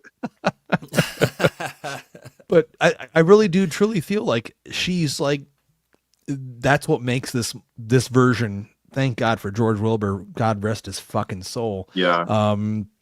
His version of The Shape, the scenes that he gets in the theatrical cut that are so good, they're done so well because you're killing such an apologetic character, where she's just this nice woman that wants her family to be together, and she even took the time to put up Halloween decorations. Yeah. And they're full-fledged. The one thing I have to mention, sorry, Phil, I did it on our episode, but I have to do it now as well, and I want Chris's opinion on this. How the hell did no one else in that house know that was the Myers house? The supermarket, the gas station, your neighbors. No one's going to walk up to you and be like, you live in the Myers house. Right. And, your last name is Strode. You're in the realty business, with your brother who adopted Laurie Strode. None of them know. And none of them know they live in the Myers house. So it's just come on. Another good tie into the original. Having, John Strode being realty and all that. Yeah, what I thought was great. Well, that's good. That's good, yeah. But yeah. And you knew, John. You knew. You didn't tell us, John. And can we talk about just the Myers house in general? And it's not, Sure. I mean, obviously it's a bit better than Five's Myers house. Absolutely. Absolutely. Yeah, that's an or understatement. Five's Gothic castle, so to say. I mean, Five did have that laundry chute scene though. Yeah. Well, But I love the look of the Myers house in 6, not it's because they cozy. scaled it back down, but also it really feels like a set. It feels like a lived-in house, and I've seen people over the years talk That's about true. why are the Strobes so messy and everything. But if you think about it, you think of that continuity. It's if you notice out in the front yard, there's there's scaffolding in the front yard. There's that pickup truck with old rolls of carpeting and foam and stuff, and it's just maybe this when the Strodes move in, why that house looks like such a dump is because maybe they're remodeling it from the dump that it used to be. And Well, So, and I it just, used and to I be a love that whorehouse, which is crazy, isn't it? yeah, and then they mixed in all the Halloween decor, like, oh, it's like, as you were saying, oh, it's still Halloween. I'm still gonna decorate for my family, even though we're not finished, cleaning up yet and everything. Like, I love that. It's a true set, and I love it. Mm. I do appreciate that, absolutely. I think filming on location is very important, and it looks amazing in the film, absolutely, because you can tell it's a real house. Mm-hmm. And I think it works for the movie itself. It is weird that no one thought like, hey, why don't we rebuild the Myers house or like transport it or anything else? It's still Yeah, in California. Like, no director. I mean, and Dwight Little said in Halloween 4, like, we don't need the Myers house. We have everything else. We're not going to show it. 5, they just decided to do whatever they wanted to do with it, and whatever. just reached into a hat and like, oh, here's the address for But what if we're you, doing. if you look at the 6 house, you could look at it and go, maybe they kind of changed a few things, and maybe it's the same house. Yeah. I mean, we Whatever. didn't get Like, the Myers house kind of back to its like actual structure or form till Resurrection. Resurrection. That's right. Yeah. Yeah. Which they built it, the facade, like Yeah. exactly. I mean, it looks cheap as fuck when you watch it, but they still built it though. And they kudos for them for at least trying. Absolutely. And I misspoke earlier. I said that Jamie died. She dies now in the hospital bed. Getting Oh God, shot, the worst death of all shot time. in the head Oh, in a God. hospital. But before that, she has these flashbacks in black and white, where Which are she's- from Halloween 5. yes, Yeah. you Which they see shot. They shot, and they said they were going to use those. the image of Michael being thrown in the back of a police van. So dumb. I Like, can't. hey, get in there, Michael. You're going to the slammer. Like, you just slaughtered a whole police brigade on your way, like, that were parked outside of the Myers house, but yet these How two did they get chunks him are going to in- load you in the back of a van like it's In nothing. handcuffs. Like, come on.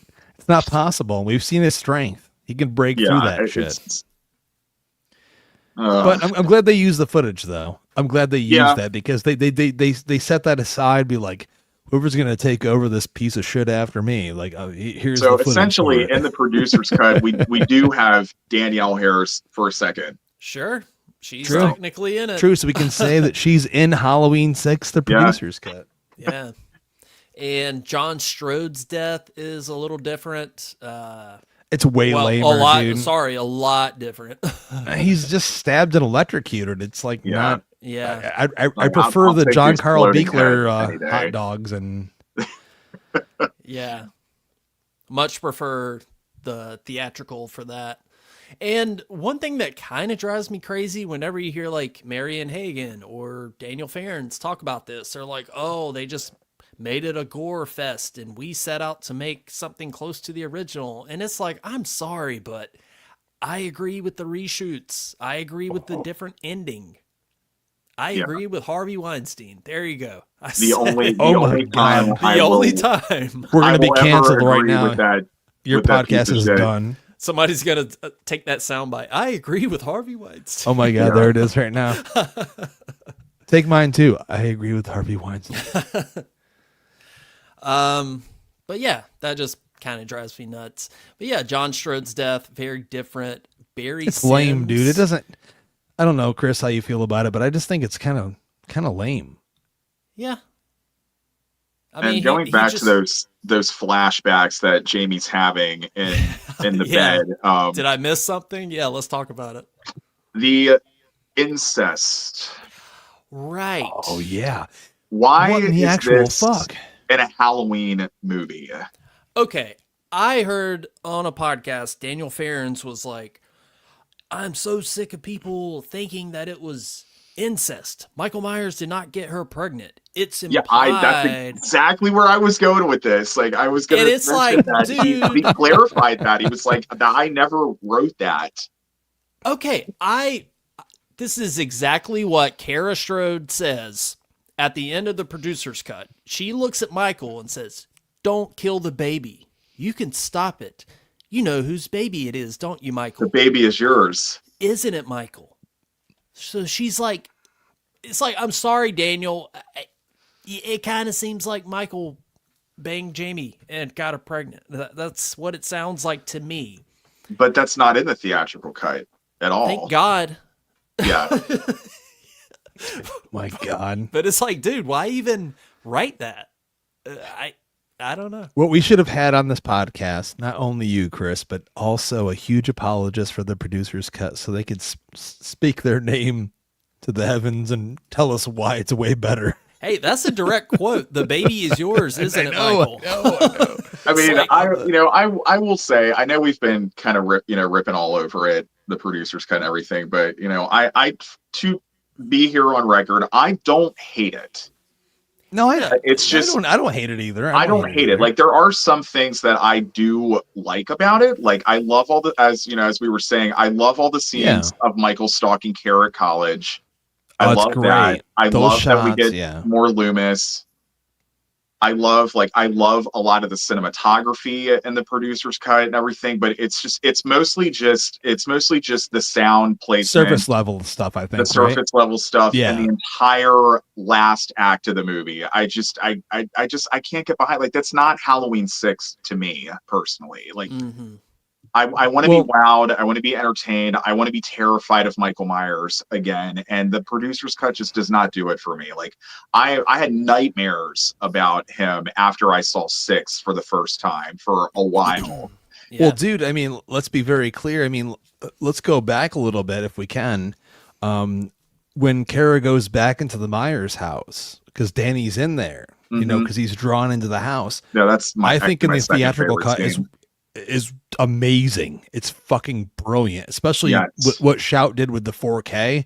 It's beautiful. It's fucking beautiful. The color, the color, the shadows, the blacks, the inky blacks, everything about it is just gorgeous. Like, it's a wonderfully shot film. It's not for lack of trying. The movie was, I would say, very well made for a lot of reasons, except for some of the purposes in terms of writing and stuff. But that whole sequence is pure Halloween. And obviously we have the classic homage to the original when they're running back to the Blankenship house. And it's straight out from the original. And it's amazing. I love it. It's almost shot for shot. It's almost shot for shot. Going back to like what I said earlier about how they Real quick, I got to pee so bad. Carry on. I'll be right back. Oh, we will. We'll take care of it, Phil. We're You're live, good. so you're you good. guys- You're good, man. We'll carry this shit for as long as you need us to.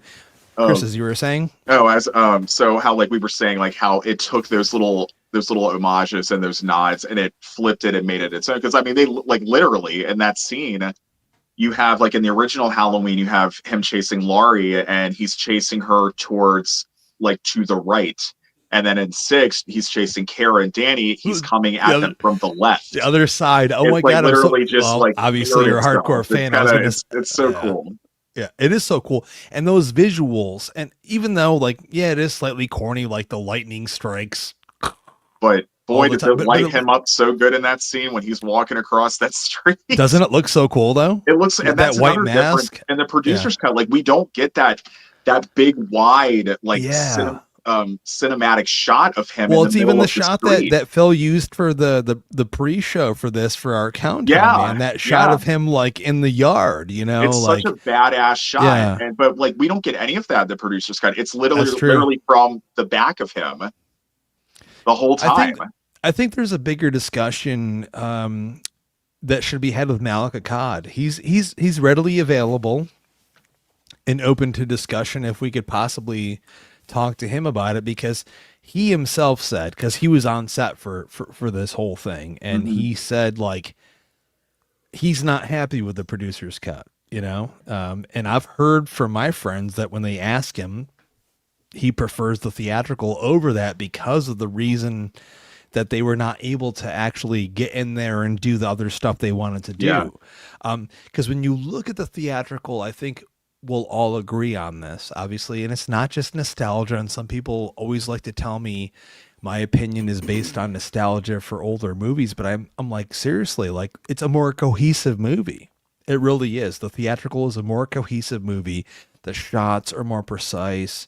The score is more precise, but we get better Michael Myers stuff in the Yeah. theatrical cut. I think With, overall, like, unfortunately, the sacrifice of Les Loomis.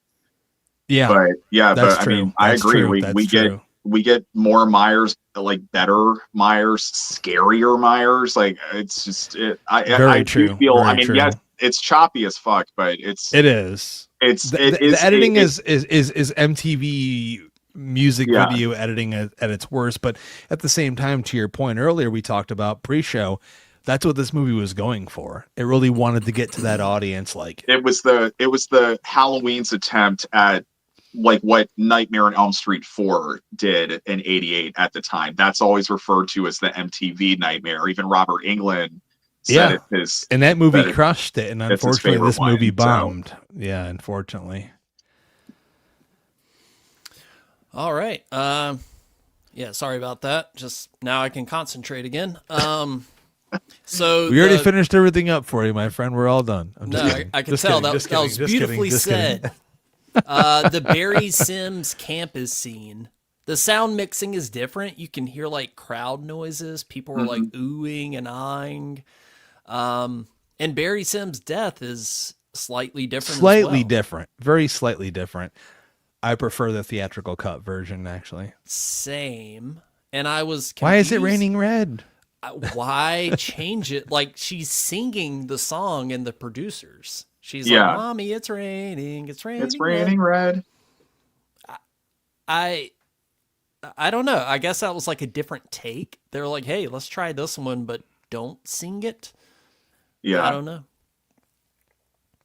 Yeah, I don't know.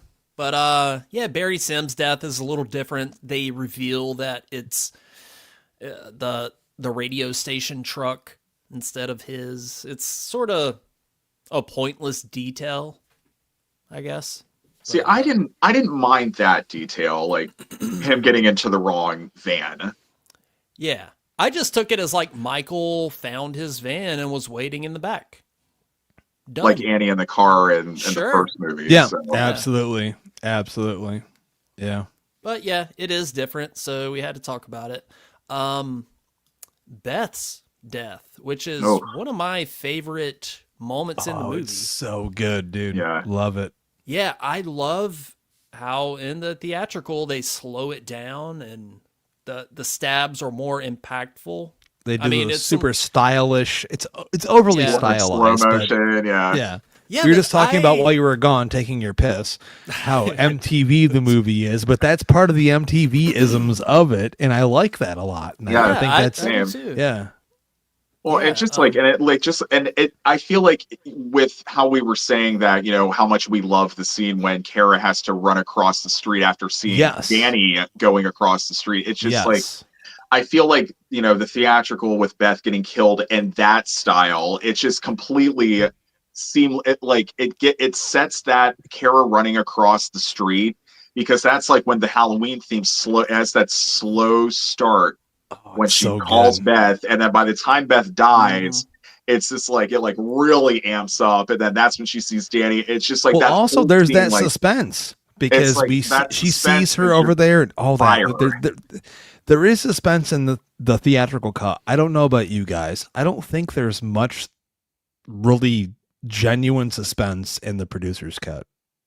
Not much. There's a little, but not much. There's a little, Yeah. but I just the theatrical just does it better. I'm sorry. Yeah, Tim's death is mostly the same. Well, Yeah. it is. Yeah. Got to stay fresh. And also, how does I think it's Kara cool. have that many candles in her room? Oh yeah, the candles. Like that is such a fire hazard. It's like Beth's saying, like, hey honey, can you bring me a towel? And it's just like, is she on fire in there with all those candles? Or Where are you when I need you, honey? So I don't know if you guys have heard about this book, Horror in Haddonfield. It just came out. yes, Yes, So absolutely. do Yep. either Yes. of you have this yet? not No. yet. So So they the- send me a free copy if they want to There- send me one. There's not a lot on Halloween 6 in here. There's an interview with Daniel Farrens, and he's kind of saying most of the stuff we already know. And Marion Hagen. Oh, And there's a pretty funny story from Marion Hagen in here. So, if you will, I'll read a little excerpt. oh yeah, Please we'll have a do. little story time. I'm ready. It's spooky Yeah. season. So she Let Bill says, tell the story. so we're in Salt Lake City and we're doing night shoots. It's 2:30 in the morning and Paul and I had gotten just punch drunk giddy. We're so freaking tired. It's the scene at Miss Blankenship's house where Tommy says, "Kara, whatever you do, don't go back to that house." So that's his line, and I'm supposed to hear it in a very heavy way like, "Yeah, I get it. The camera is on my back and it's on Paul. We could not keep a straight face for that entire scene. Our best friend and director, sarcasm, Joe Chappelle, would say action, and Paul would say, Sounds like her. Kara, whatever you do," and then lose it laughing. Joe is yelling, "You guys get it together." And we're like, "Okay, fuck you, Joe." We were busting a gut for some reason because it sounds like this very dramatic kind of a line in a horror movie. Nothing against Daniel, of course, but we were just exhausted. It was freezing and it was dark. Finally, Joe got pissed and he's like, "Come on, guys." And then we got it out. I didn't laugh. He didn't laugh. Okay, great. Let's go home and go to sleep. But that was one of my favorite memories. It was pure joy. I would love to see footage of that, of them trying to get through Yeah, that like line. mouth thing. Like a Paul Rudd outtake reel. I can absolutely see him. Whatever you do. cracking up. Don't Well, go Chris, back. there's deleted scenes, but like they had an on-set photographer, right? Yeah. I've seen all these photos and stuff. A couple as of late, like very rare and stuff, but that would have been amazing to see. Yeah. Because it's such a serious movie. It so is. I would love to see like some outtakes. That's the or thing that something. I shat on the movie in our episode, our retrospective that we did, Phil, for a couple of reasons. Because it's not that fun. I do like how mean-spirited it is, but it doesn't capture the sense of the holiday for me a lot that I would love to see. But I guarantee they had a blast making the fucking movie, so would love to see that stuff. I've they listened were- to Marianne like many times in podcasts, and she just has such great funny stories from filming, and yeah, she's delightful. So, Chris, you've met. I haven't met anybody from H6. She was supposed to be at H45. She canceled. So I haven't met Marion Hagen, Mariah O'Brien, who plays Beth, but you have. So do you have any like funny stories or did you ask him any questions about filming you could share? Well, I will say I met Daniel Farrens first. I've met George Wilbur. I've met Bradford English. That was at H30 at that convention. Wow. But I didn't meet the girls until 10 years ago at Monster Mania here in Hunt Valley, Maryland. And the first, I mean, of course, I was there promoting a movie that I had just wrapped filming. So, and it was called MILFs versus Zombies. Yeah. Nice. It's a fun one. I love it. But and I found out they were doing this big Halloween 6 reunion and everything. And, I'm like over there, like I'm, at my table with, the rest of the cast that I was with. And I'm just over there like meditating. I'm like, I've got to calm down before I go talk to them. So I finally did, and I walk in the room, and then it's Marianne, it's Mariah, it's JC Brandy. Devin Gardner was there, but he wasn't at his table at the time. I think maybe he was only there for Friday, and he couldn't make it Saturday or something. I don't know. Okay. But I remember I walked up to the table, and I had spoken with Marianne like many times through Facebook, like prior to that, for on and off over the years. And I walk up to the table, and she was just like, "Chris, is that you from Facebook?" And I was just like, "Oh my God." So, and I talked to all three of them, and I had such a delightful time with them. And one of the first things I asked them was, I was like, "How come you guys don't do many conventions?" and everything. I said, I feel like it's always the same people always doing them. I was like, why haven't you guys done a lot of conventions? I said, no offense.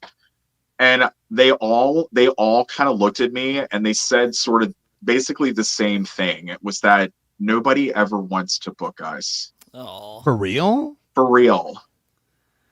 And I like a couple of my other Halloween 6, nerds that I talked to that have met a couple of them said the same thing. Like they said, and like the way they said that to me, you could just see like the disconnect in their eyes. Like it made them sad. So yeah, like any people running cons that see this episode, like please book them. They're all very nice people. And I will say this, about 3-4 years ago, I messaged Mariah. I was like, hey, I would love to have you she's on. hilarious. I wouldn't know because look, I messaged her and I was like, hey, would love to have you on. She's like, yeah, sure, I'll do it. So I messaged back like, okay, great. What's your schedule look like? Yada, yada. She reads it. No response. And every year since then, around Halloween, I'm like, hey, offer still there. And I messaged her like 2 weeks ago. And I was like, Mariah, I'll stop bugging you after this, but the 30th anniversary is coming up. I would love to make this happen. She read it. No response. So Wow. I've tried. Yeah, I don't know. I'm going to go to bed sad after this, actually, now. I was all excited. I will say I have heard other people that have not. I mean, maybe I just got lucky at that convention because I had a great time with all three of them. Like we got our selfie togethers before they charged for selfies. But yeah, they were so happy to take photos with me and everything. And I even said to JC Brandy, I was just like, I know you had a lot riding on you taking over this role. I said, but as an actor myself, I just want to say that I respect you for going in there and doing your job. And she did a great job. And she did. She did a great job. And I'm not trying to throw Mariah under the bus or anything. I'm sure she's a lovely person. She's an interior designer in LA. She seems very busy. Yeah. So I don't blame her for not wanting to talk to me. I'm just nobody. But, it would have been cool. I will always remember a response takes 2 seconds. A response takes 2 seconds. That's true. I've been doing this for almost 12 years. A response takes 2 seconds. So if you want to say no, that's cool. Say no. You can say if no. If you just read it and don't say anything, it's kind of like fuck you. Don't agree to it 4 years ago, but that's just that's odd. I will always remember this thing that she said when we were all going to take a photo at the other, because her being an interior designer now, and at the time the hotel had not gotten the remodeling done that it got a couple years later, and the walls were this yellow color. And I will always remember her saying, she was like, yes, let's take a photo, but let's get away from this disgusting looking wall. That's amazing though. Yeah. Hey, maybe she was redesigning the Myers house. Yeah, maybe. Maybe that was her. That's why she was over there all the time. I will say she would be an amazing get for a podcast because there's so much more that a lot of other people haven't picked her brain on, Phil, that I know that you will. So let's all hope that you're able to get that opportunity at some point for sure. Hey man, I want to be like, hey, tell me about being the lady on the cover of Alice in Chains Dirt. Listen, awesome. you'll be 60 and she'll be 80 and you'll be like, come on, Halloween 6.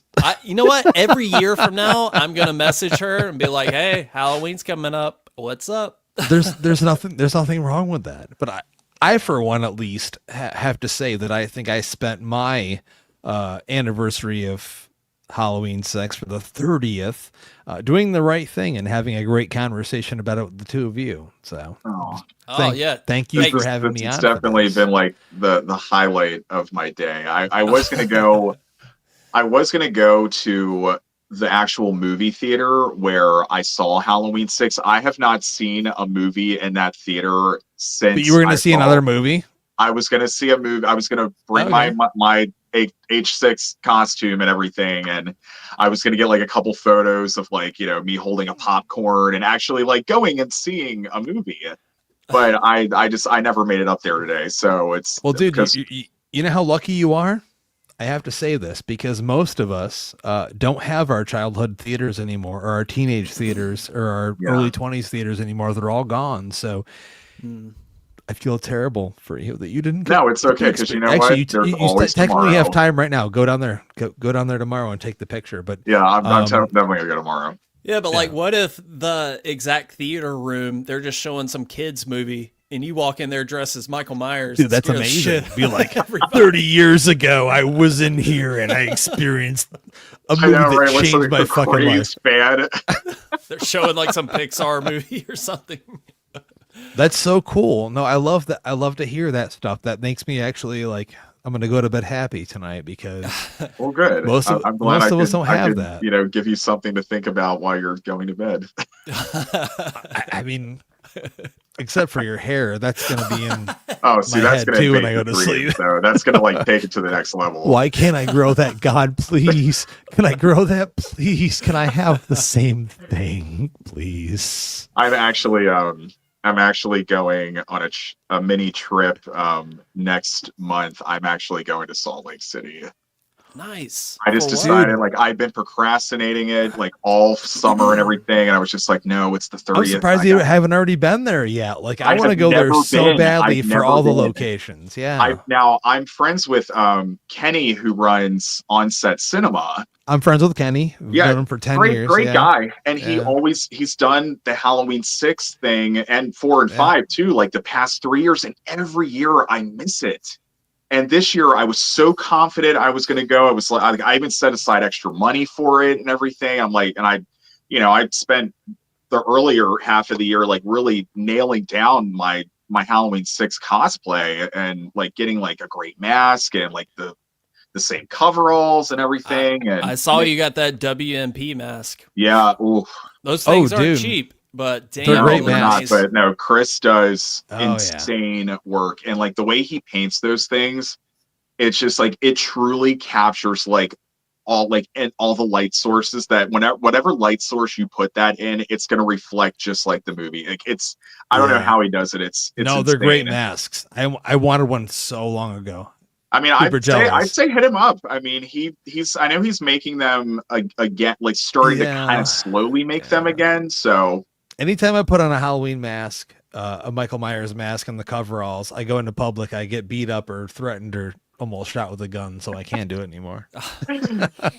but yeah, no, I've never made it to one of Kenny's Halloween 6 ones, and like when he announced the date for it this year, and it was the same weekend as I had a scuba diving trip to California the same exact weekend. I was like, you've got to be kidding me.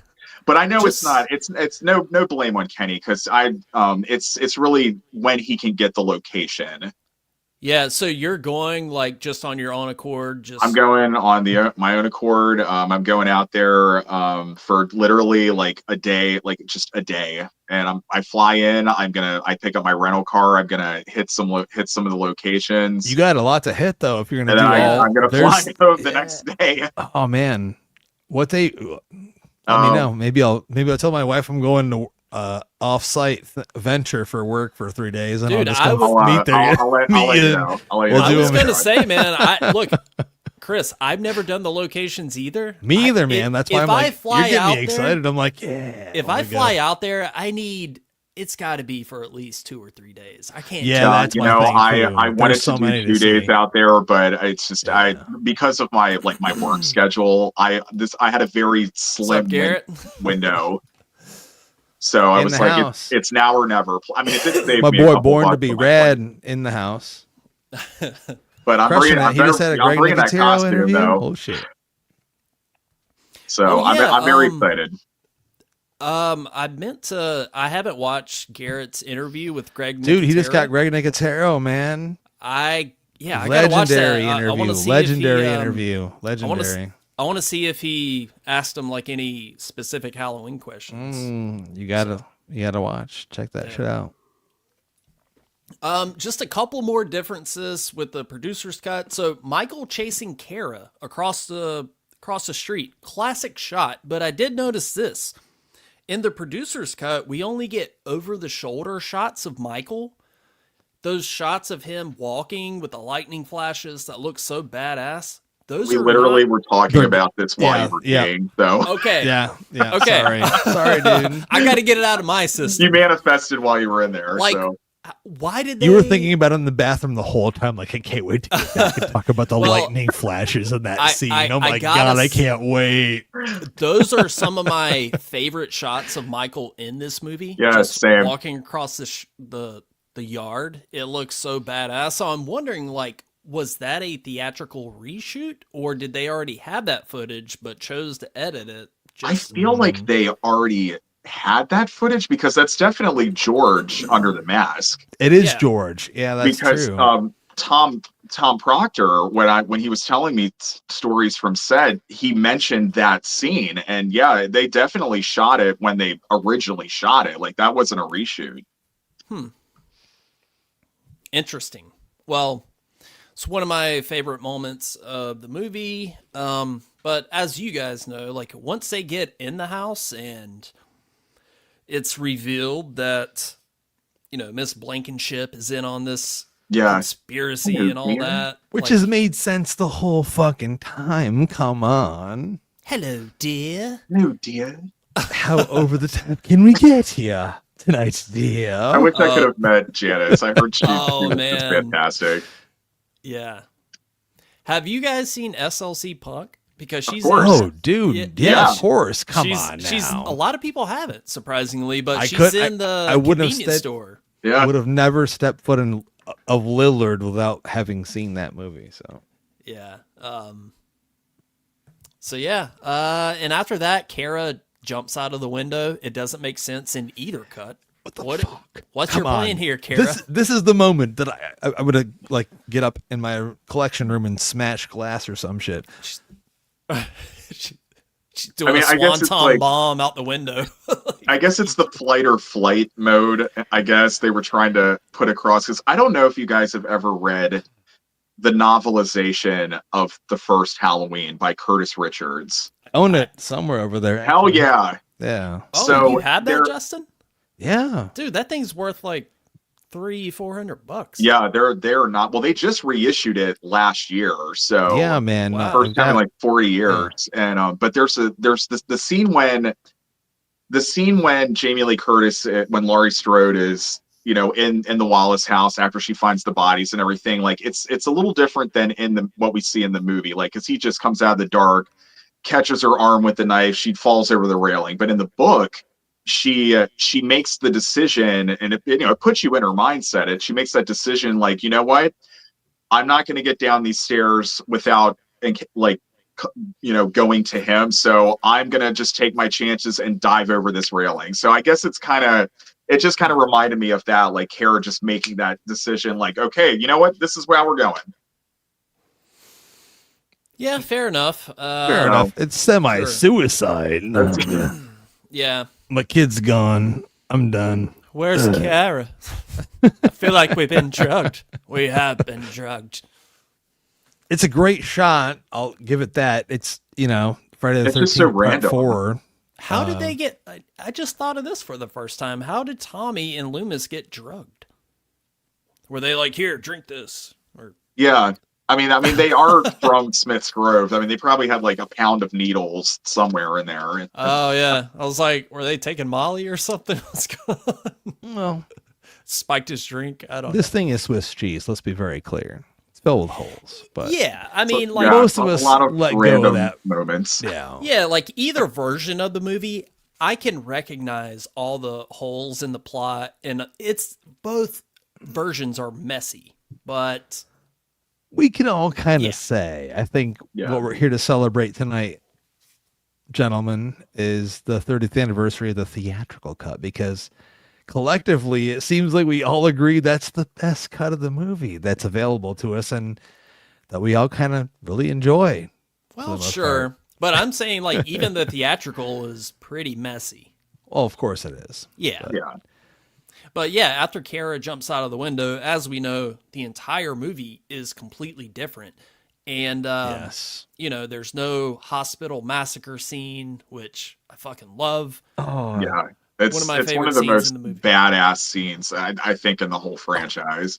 Yeah, I but just there love there it. should have been like a strobe or epilepsy, like, you know, like warning before the movie. Yeah, Before they like a had those. It's disclaimer like, oh, dude, when you buy a ticket. Yeah, I love the quiet moment you get of Michael just selecting his weapon before all the chaos starts. dude, the Yeah. cinematography is almost art house. I would say that. I don't Yeah. know. Maybe I'm off, but How it do you looks guys feel so about the beautiful. part when like Kara's about to, there's Danny and she's about to go like just go plowing through that door, Yeah. and then Tommy like yanks her over to the sink, and then you see the door open and Michael Myers just walks right past them. Like, how do you guys feel about that? Like, honestly, I fucking love it. Yeah. I know it's Well- very random, but it's just like that was kind of Oh. something like we hadn't really seen before. So in you any go of the ahead, but I previous wanted I movies. wanted to correct you. You said he walked. He glided. You're right. You're right. He did There you glide. go. Sorry. Go ahead. But yeah, I love that. I love that moment. I think in these moments, Michael is just, he's fucking terrifying in this Yeah. movie. And Absolutely. this is part of the reason why, like you, Chris, I had nightmares about this movie. Like, it fucking terrified me more than just about any other movie. There's something about Michael in this movie that, I don't know, just does it for me. But yeah, that scene, awesome. Yeah, I love it. That's it. And we got the Oh big my hallway God, chase there we are. down the pipes Yeah. Oh yeah, the hallway chase scene.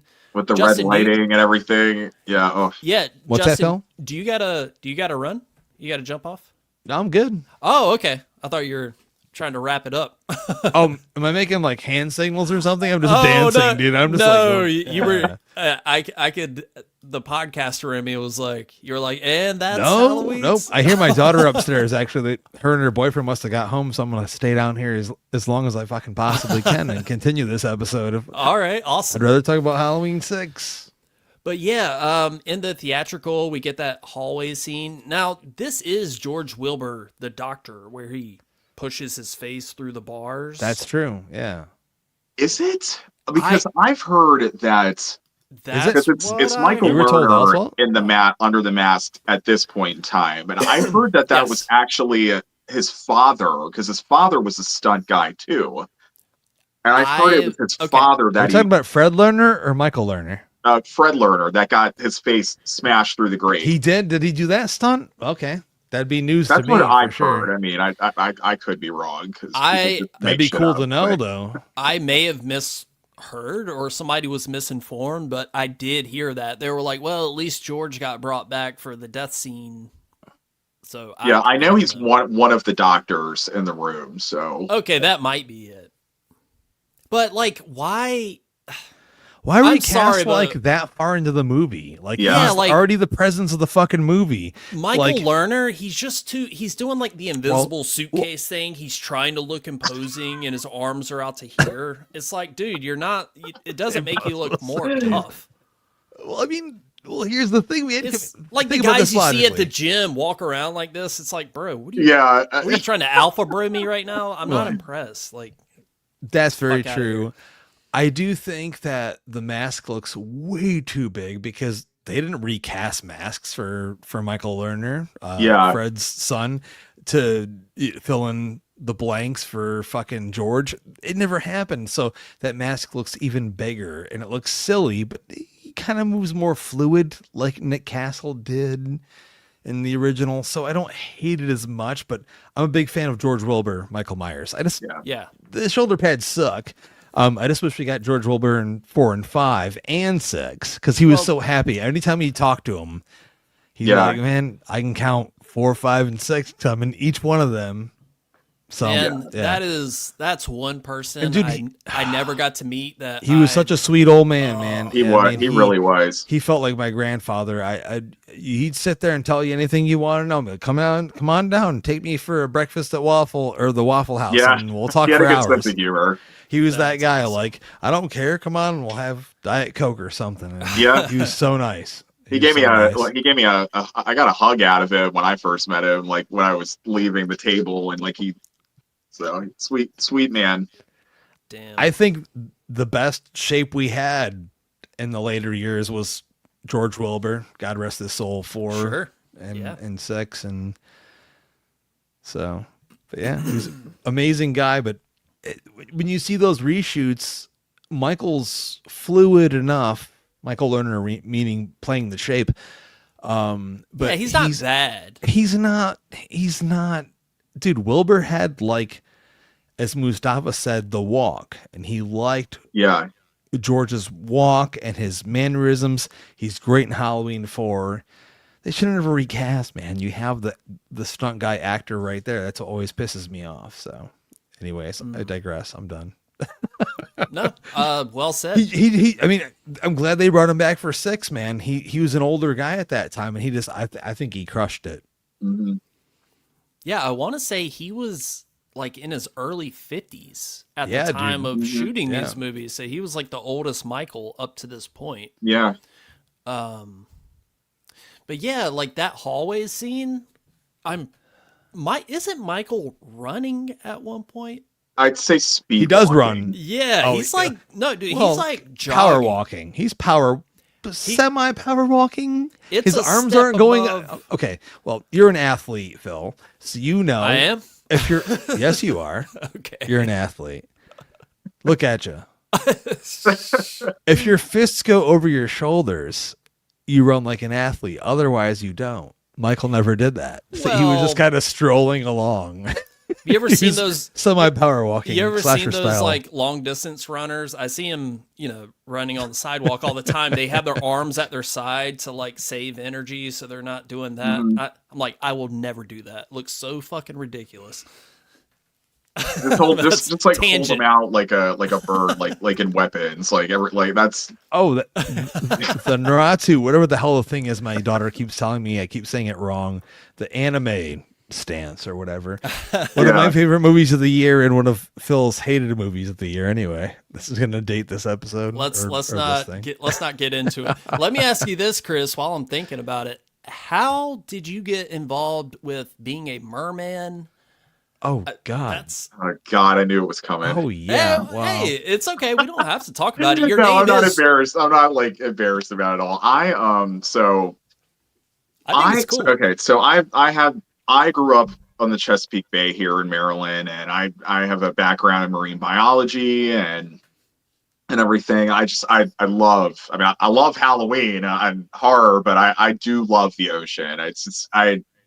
It brings me to a very calm state of mind, and it always has and everything. And I grew up watching Splash with Daryl Hannah and Tom Hanks, and I just remember Great movie. when I was I a love that kid. movie. It is a great movie. Just seeing Daryl Hannah and that tale, thinking like wow, that's like the most realistic mermaid I've ever seen.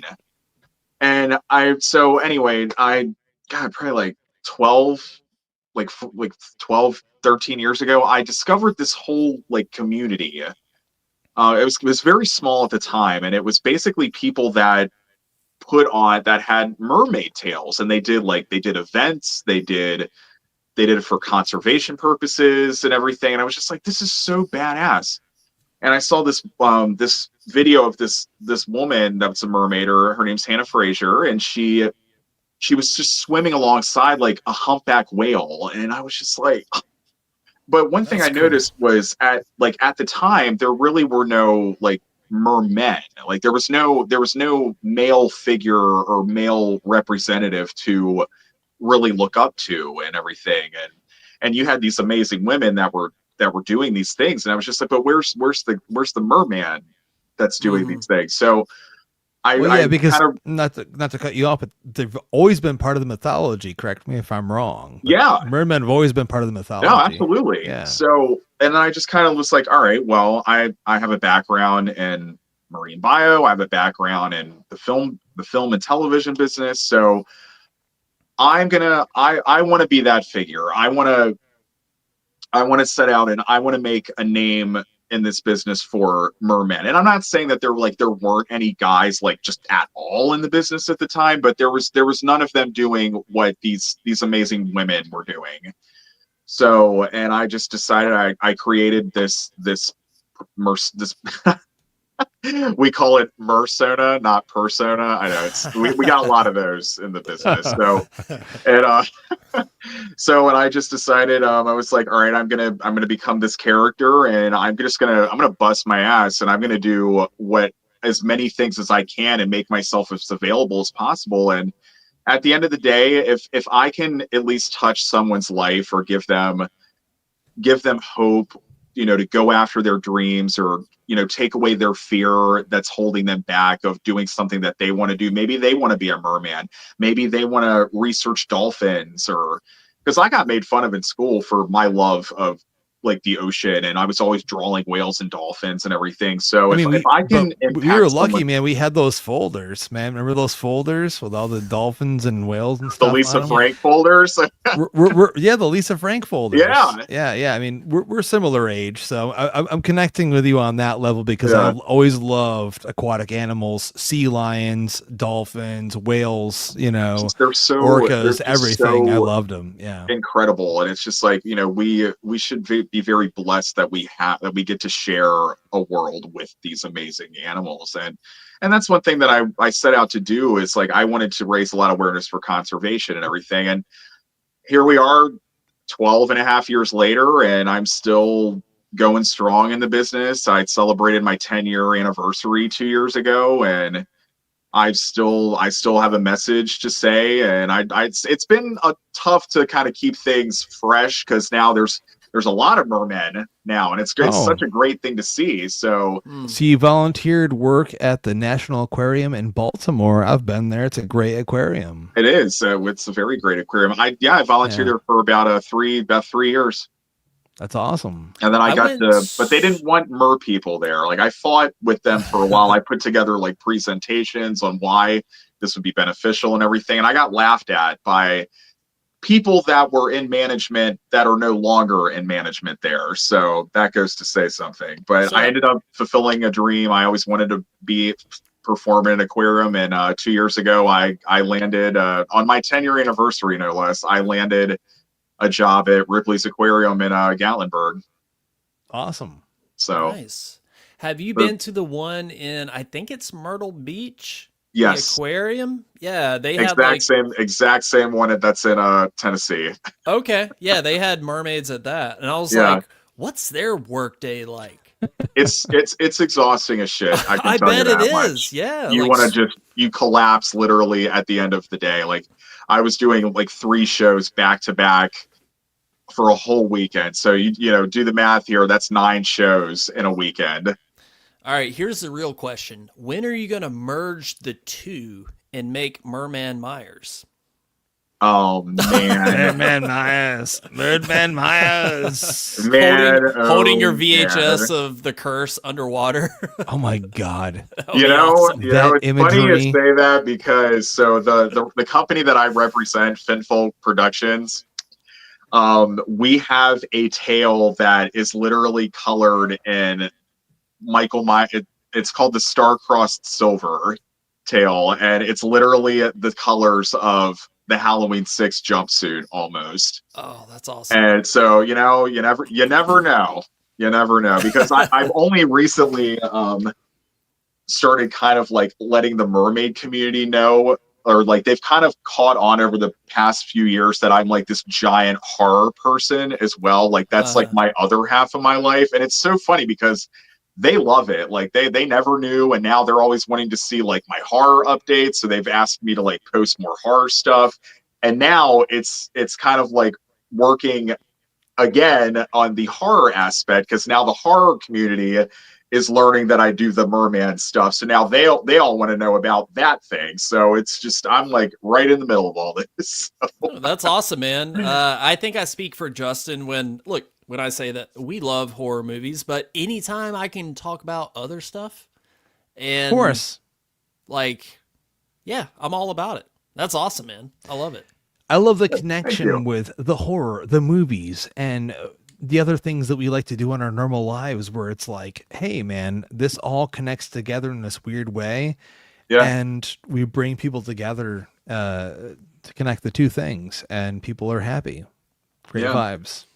I do like a monthly lineup every month on my, like, a monthly horror lineup. Like I'll do like 12 movies, and of like movies like that. I always theme them to all horror movies. I theme them to like whatever time of the year it is. So and I've had people in the mermaid community message me. They're like, I love it when you do these lineups because you've introduced me to so many more movies that I've never seen before. And they're like, and you got some pretty good recommendations too. Like I try to give every movie like the benefit of a doubt for the most part. Like I'll put indie movies on there, and like there's this one that I really liked from the year 2000. It's turning 25 this year. It's called Frightmare.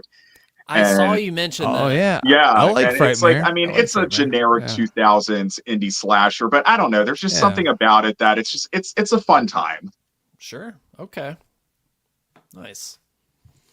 We're gonna bring it home here. We got to talk about Paul Rudd beating the shit out of Michael with a pipe. Yeah. The end of the theatrical. Versus the end of the. How are you gonna do that to Loomis? It's okay. Yeah. You No, can It's say it. it's your game It's now. our game down, Oh my Lucas. god. Oh, dude, watching that earlier, I was like, I just can't with this ending of the producers. Like, as soon as like Kara wakes up on the table with the crown on and Michael's standing off to the side, and it's like everything about it, I just can't. I can't. Now you can say like, hey, the theatrical ending, it's not the greatest. No, it's not, and that's That's not even the nonsense. ending that they wanted to Yeah. do either. We But all know what it is. I think I we like can it. all collectively say it's not a really good ending to a movie. It's thrown together. It's kind of like film school shit. But I'll say to you, Phil, that it's way better than the producer's cut ending, which makes I me like- sad. Like I want to. Oh, Dude, Michael punching a hole through the door and Yeah. ripping the lock off, pretty badass. I hell do yeah! like It's that it's an scene. homage to the original. God damn it! It is? Sorta. The first no, yeah, when yeah. Laurie Strode's, Oh, yeah. He does punch a hole He through the breaks door. his hand Yeah. through the fucking door, Yeah. and rips the door open. That's a But- complete homage to the original film. Yeah, this door was like straight up metal. Yeah, Like, but what- it's still an homage though. Oh, sure. Yeah, fair yeah, enough. yeah. Like they were going harder. I guess he can rip through that shit now.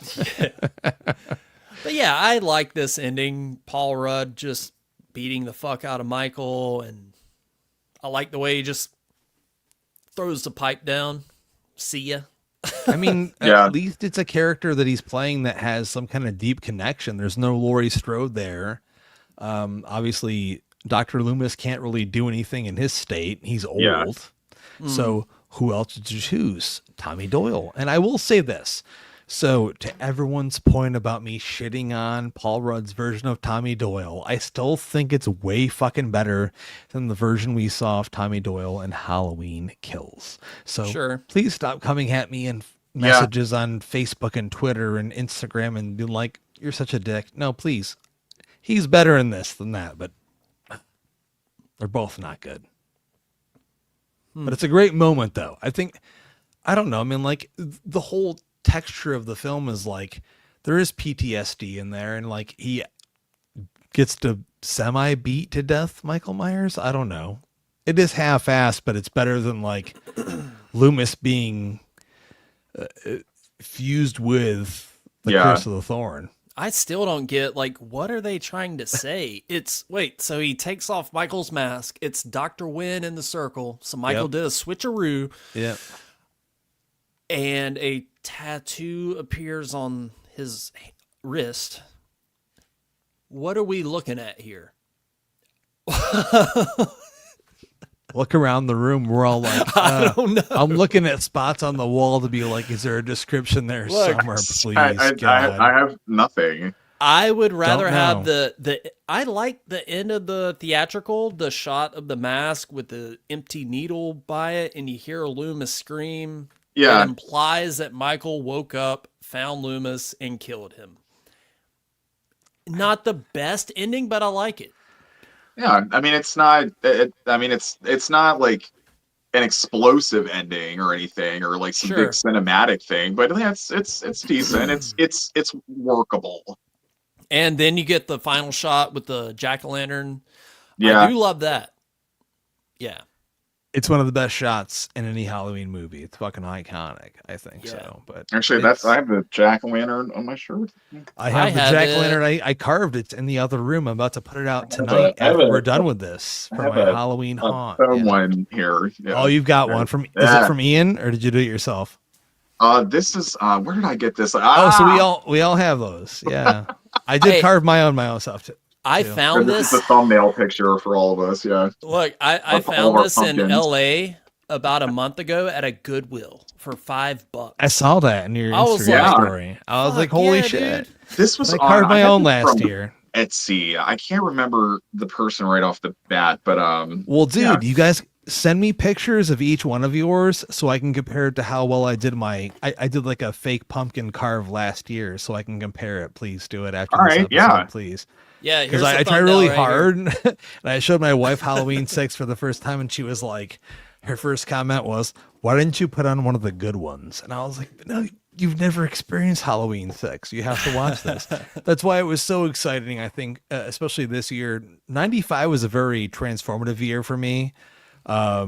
Absolutely, it was a great year for me as a kid. And Chris, you had some great memories of seeing this movie on the big screen. Obviously, Phil's young as fuck, so he can't really say much. So stay out of the I'll conversation. be 38 in a month, sir. Just saying, you're a few That's years Sorry, underneath. winter's A coming. few years underneath. Winter's But no, got two in more. all reality, though, just I busting your balls, actually man. I was gonna share this with you guys. So Please do. I remember when I was in elementary. So I was 11 when Halloween 6 came out. So I remember when I was 10, because I had graduated 5th grade and I moved into middle school into 6th grade when 6 came out. So I remember the year before we had to do like some assignment in class and everything, and you had to write like a story, it had to be like a 5-page story or like a 6-page story. And I remember I decided that I was going to write my own Halloween 6, prior to even knowing they were even plotting another movie. Uh-huh. And I remember writing it for my assignment, and it was like I drew like pictures and I drew like a poster and So everything. you had storyboards basically, and I full yeah, I poster. storyboard, and That's I awesome. remember man. the poster I made was it was called Halloween 6, He's Back to Kill. That's a great. Not bad. That's a great tagline. This Actually, bad. 10-year-old kid doing this, and I remember the He's poster I back to drew. It was kill. a tombstone with Michael Myers' hand coming up out of the dirt holding that's a knife. amazing. Oh, dude, That's pretty awesome, though. Do you still have that? I just remembered that today. you should still have that like framed on the fucking wall. Yeah. I feel like maybe my mom has it somewhere. Like she's got to, because there's no way as a kid I would have told her to get rid of that. Carol's in the chat. Carol, where is it? Carol, I know, where is right? it? Where is it? Well, guys, I guess we will go ahead and wrap this up. We are at Yeah, like over 2 hours. This has been Wow. so much fun.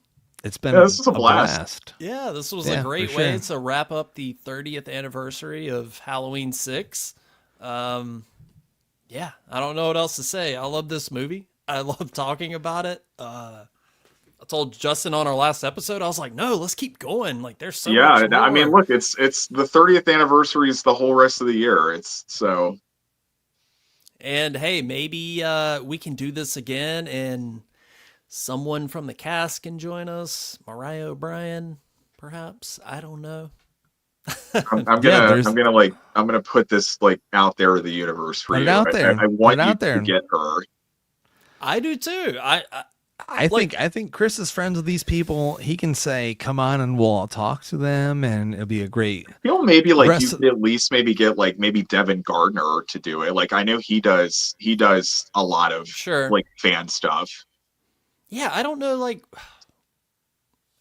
out of all the cast members, it would be hard to ask him specific questions because he was so young. He was young. Yeah, Yeah. that is always hard, but That's like Will Sandin doing conventions because you know yeah, he's young Michael Myers, absolutely. and like, and he's even said he was just like, dude, when I met him, he can remember this movie. he was in Gettysburg. He was like an hour away or whatever, and I walked up and hung out.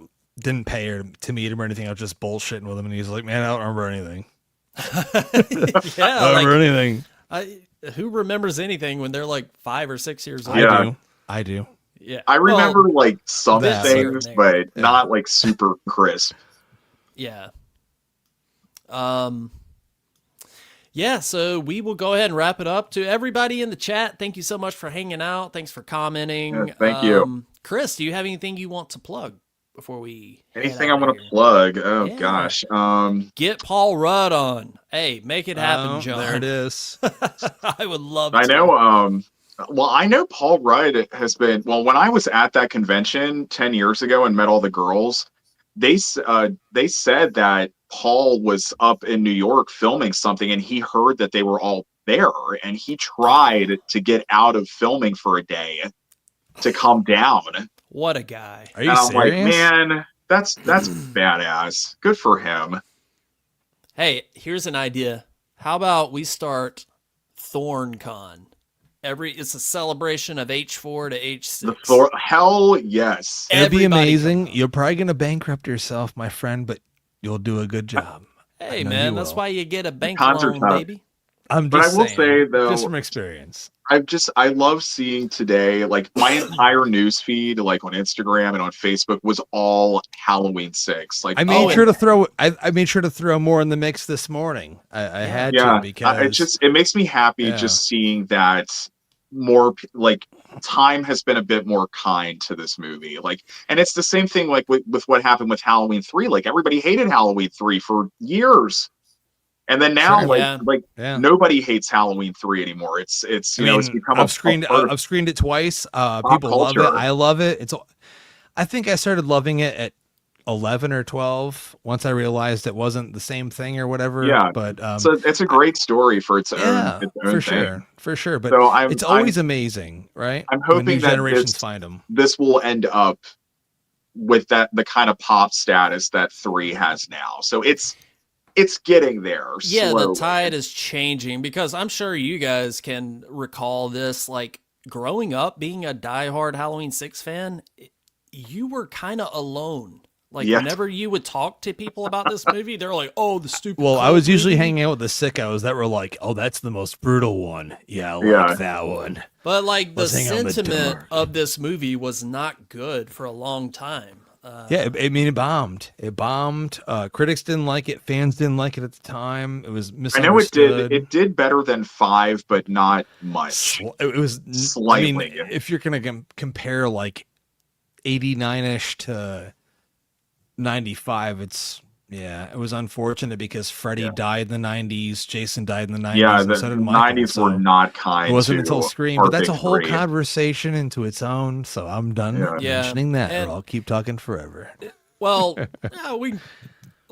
I don't think Dimension really pushed this movie because there's not a lot of like original promo items. Well, it was also very or cheap. just- I think it was only like 10 million or something like that. This movie, it was very cheap, or 15 million. Yeah, It wasn't but very expensive. It seemed like by the time they did the reshoots and everything, they were just like they washed their hands of it. Yeah, they washed their hands. They didn't knew. wanna- Well, I will say this. I enjoyed this conversation. I like a lot of things about both cuts, but I don't think any version of the movie is an actually amazing movie. I think there's good stuff in there overall. I don't think either one, but it depends on how you look at your Halloween movies. I mean, like some people love 5, some people love, so that's where your love comes from. Like which one means the most to you. So I'll just say it like that. Yeah. But I think 6 for me as a kid was like the go-to. Throw that shit in, like, Yeah. Well, anything else? Oh, Chris, anything to plug? I think that's what I was. Oh originally yeah. asking. Well, he was talking about Merman_Christian on Instagram, right? there it is. I will say, I will do a little plug here. Sure, plug away. I will say, I recommend all you guys watching Shriek Show on Tubi. It's a fun Halloween anthology. And like, if you guys, if you know, all of our viewers, you know, if you guys have Facebook and everything, like the Shriek Show movie page, because we are going to have a Shriek Show kind of a big announcement coming up on Halloween morning. Okay. So when is this debuting on Tubi? Oh, it's already on there. Oh, it's on there, but you're just It's doing on like a there, yeah. special event for social media? So it's Okay. it's just kind of just keep your eyes peeled. Like it's kind of Okay, cool. it's kind of getting a little bit of a fan base now. So yeah, for those who have liked it and watched it, yeah, we got a little something fun coming on October 31st. Well, Felissa Rose is in it, right? She is, yes. Yeah. Felissa is wonderful, and she is a blast. She's my fave. Yeah. She's my fave. Yeah, we love having her. She's great. Yeah, and Justin, epic film guys, you all know. Yeah, follow don't even him. need to say it. Don't Follow even need to him say if it, yeah. if you're not already. If you like Batman, which I think this guy clearly does, he runs the Tim Burton It's what's it called? the Burton Bat Cave. The Burton Bat Cave on Yeah, Instagram. yeah. Yeah. And yeah, the Spook House. Like the video, subscribe to the channel, all that shit. And yeah, we'll go ahead and wrap it up. Thank you all so much for watching. We'll catch you next time. Thank you. Happy 30th, guys.